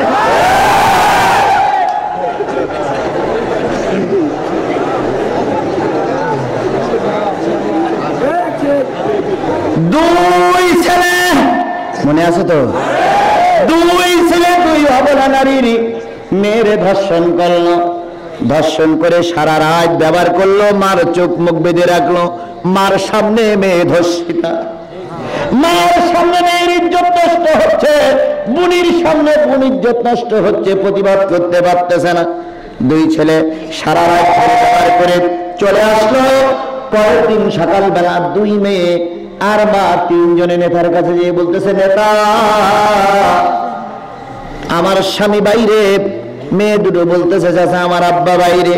আপনার দুই ছেলে সারা রাত ধরে আমাদেরকে বেইজ্জতি করেছে। মানে ভাবি বলতেছে, ভাই আপনার দুই ছেলে আমার মুখ বেঁধে ঘর খাটের সঙ্গে বেঁধে রেখে আমার সামনে দুই মেয়ের সর্বনাশ করেছে। নেতা তখন সিগারেট টানতেছে আর বলতেছে, এখন আমার কাছে নালিশ করতেছিস কেন, কি করবো? কয় বিচার। কয় কে বিচার? তুই বরং আরো গর্ব কর যে আমার দুই ছেলে তোর দুই মেয়ের ব্যবহার করে, তুই লোকের সঙ্গে বলতে পারবি তোর আমার বিচারটাকে। তো যদি খুব ক্ষতি হয়ে থাকে 20,000 টাকা দে। 20,000 টাকা মেয়ের মায়ের হাতে দিল। মেয়ের মা 20,000 টাকা নিয়ে বলতেছে, এই কি আপনার বিচার? কয় এইটা আমার বিচার।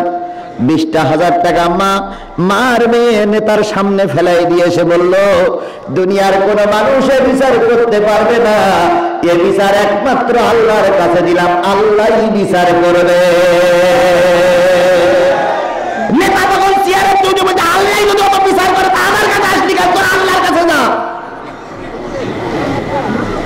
3 মহিলা বাড়িতে উজু করে পাক পবিত্র হয়ে গোসল করে উজু করে 3 জন 3 ঘরে যায় নামাজে বসে বলতেছে, মাওলা বিচারের রায় না আসা পর্যন্ত তোমার দরবারে ছেড়ে দেব না, বিচারের রায় না আসা পর্যন্ত ছেড়ে দেব না। কখন জানি সন্ধ্যা হয়ে গেল, কখন জানি রাত হয়ে গেল, 3 জনের 3 মহিলার চোখের পানি শুকায় না। আল্লাহর কার কাছে বিচারে দেব? আমাদের তো বিচার করার মতন কেউ নাই। পরের দিন সকালবেলা বিশেষ কাজে নেতা 2 ছেলেরে ঢাকায় পাঠাচ্ছে। ঢাকায় যাওয়ার পথে যমুনা ব্রিজের পরে উঠলো। যমুনা ব্রিজের পরে উঠে সামনে যাচ্ছিল ট্রাক, কুয়াশার কারণে উঠতে পায় না। ড্রাইভার ট্রাকের পিছনে মেরে দিল। ট্রাকের পিছনে মেরে দেওয়ার পর শোনা গেল 3 উইকেট এক জায়গায় শেষ। ড্রাইভার শেষ, আর ওই 2 কুখ্যাত নেতা শেষ। যেই নেতা ওই নারীদের ধর্ষণ করেছিল, ও বন্ধুরে সংবাদ যখন এসে গেল, 3 জন মহিলা আল্লাহর শুকরিয়া আদায় করলেন, আল্লাহ তুমি আমাদের ফরিয়াদ কবুল করেছ। ফাযকুরুনি আযকুরুকুম, তুই আমারে ডাক, আমি তোর ডাকে সাড়া দিয়ে দেব। আগের নবীরা ডেকেছে, যদি ডাকে সাড়া দেয়, আজকেও কোনো অবলা, আজকেও কোনো নিরীহ, আজকেও কোনো গরিব মানুষ দুনিয়ার সব দরজা যখন বন্ধ হয়ে যায়, মালিকের কাছে যখন ফরিয়াদ করে, মালিক ওদের ফরিয়াদ না শুনে ফিরাইয়ে দিতে পারে না। আজও সেই কোরআন আছে, হাদিস আছে, সেই ঈমানের মানুষ শুনে। হ্যাঁ, 12:30 বেজে গেছে।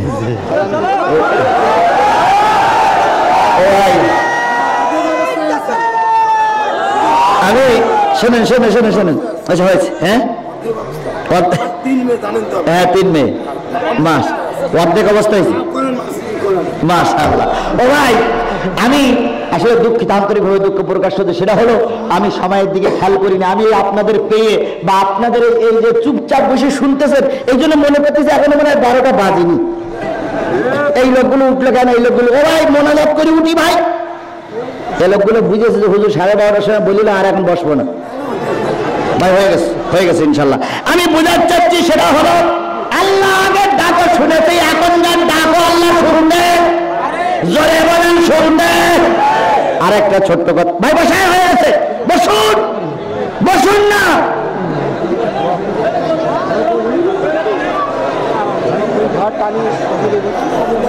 আমি বসেন ভাই বসেন, আমি বলি ওয়াজ আমার শেষের পথে, কিন্তু আল্লাহরে কি বলে ডাকতেন সেটা শুনবেন না। আল্লাহরে কি বলে ডাকবেন ওরা শুনবেন না। সেই ডাকতে হলো, এতক্ষণ আমি বললাম ফাযকুরুনি আযকুরুকুম ওয়াশকুরুলি ওয়ালা তাকফুরুন। আল্লাহরে ডাকো, আল্লাহ তোমার ডাকে সাড়া দেবে। এখন কিভাবে ডাকবেন সেটা আল্লাহ বলতেছেন, ইয়া আইয়ুহাল্লাযীনা আমানু, ও হে তোমরা যারা ঈমান এনেছো তাদেরকে বলি, ধৈর্যের মাধ্যমে আল্লাহরে ডাকো। কিসের মাধ্যমে? যারা বলেন কিসের মাধ্যমে? বিপদে পড়লে ঈমানদারদের সবচেয়ে বড় জিনিস হলো ধৈর্য। এখন আমরা বিপদে পড়েছি, আল্লাহর কাছে ধৈর্য ধরবো, ধৈর্য ধরা ছাড়া আমাদের আর কোনো উপায়। 2 নম্বর, আল্লাহর কাছে সাহায্য চাইতে গেলে দাঁড়ানো লাগবে নামাজ। নামাজ ছাড়া আল্লাহর সাহায্য আসবে নামাজ ছাড়া আল্লাহ সাহায্য আসবে। আগের নবীরা, আগের সাহাবীরা যখন বিপদে পড়ে যেত দাঁড়াতো কোথায়? নামাজে। আমরাও যদি বিপদে পড়ে যাই দাঁড়াবো কার কাছে? জোরে বলেন, কার কাছে দাবি করব? আল্লাহর কাছে দাবি করব। আর আল্লাহ পাক বললেন ইন্নাল্লাহা মা'আস সাবিরিন, ভালো করে জেনে রাখো আমি ধৈর্যশীলদের সাথেই আছি। তাহলে আজকের এই বিশাল কাফেলার কাছে কি ওয়াদা করতে পারি যতদিন বেঁচে আছি নামাজ কাজা করব? নামাজ কাজা করব। সকল ক্ষেত্রে মেনে চলবো কি? জোরে বলেন, সকল ক্ষেত্রে মেনে চলবো কি? আর কাদের সাথে থাকবো? আলেমদের সঙ্গে থাকবো। আল্লাহ যদি এই ওয়াদাগুলো পূরণ করতে দেয় আপনিও জান্নাতি। একটা হাদিস বলেছিলাম, আর শয়তানু জাসিমুন আলা কলবি বনি আদম, শয়তান প্রত্যেকটা বনি আদমের কলবের ভিতরে ঢোকে। যখন সে জিকির করে শয়তান দূরে চলে যায়, আবার যখন জিকির থেকে বিরত হয়ে যায় তখন শয়তান চলে আসে। আর উত্তম জিকির হলো আল্লাহর কোরআন। উত্তম জিকির কি? আমরা কি কোরআনের পক্ষে থাকতে রাজি আছি? আর আগে রাজি আছি দুই হাত উঁচু করে আল্লাহর দেখা। আর একটা জোরে তাকবীর দেন, নারে তাকবীর, লিল্লাহি তাকবীর। আল কোরআনের আলো, আল হাদিসের আলো, আমার নেতা, আমার নেতা, কোরআন হাদিস যেখানে মুসলিম। আল্লাহ পাক আপনাকে আমাকে কবুল করুক, সকলে বলুন আমিন।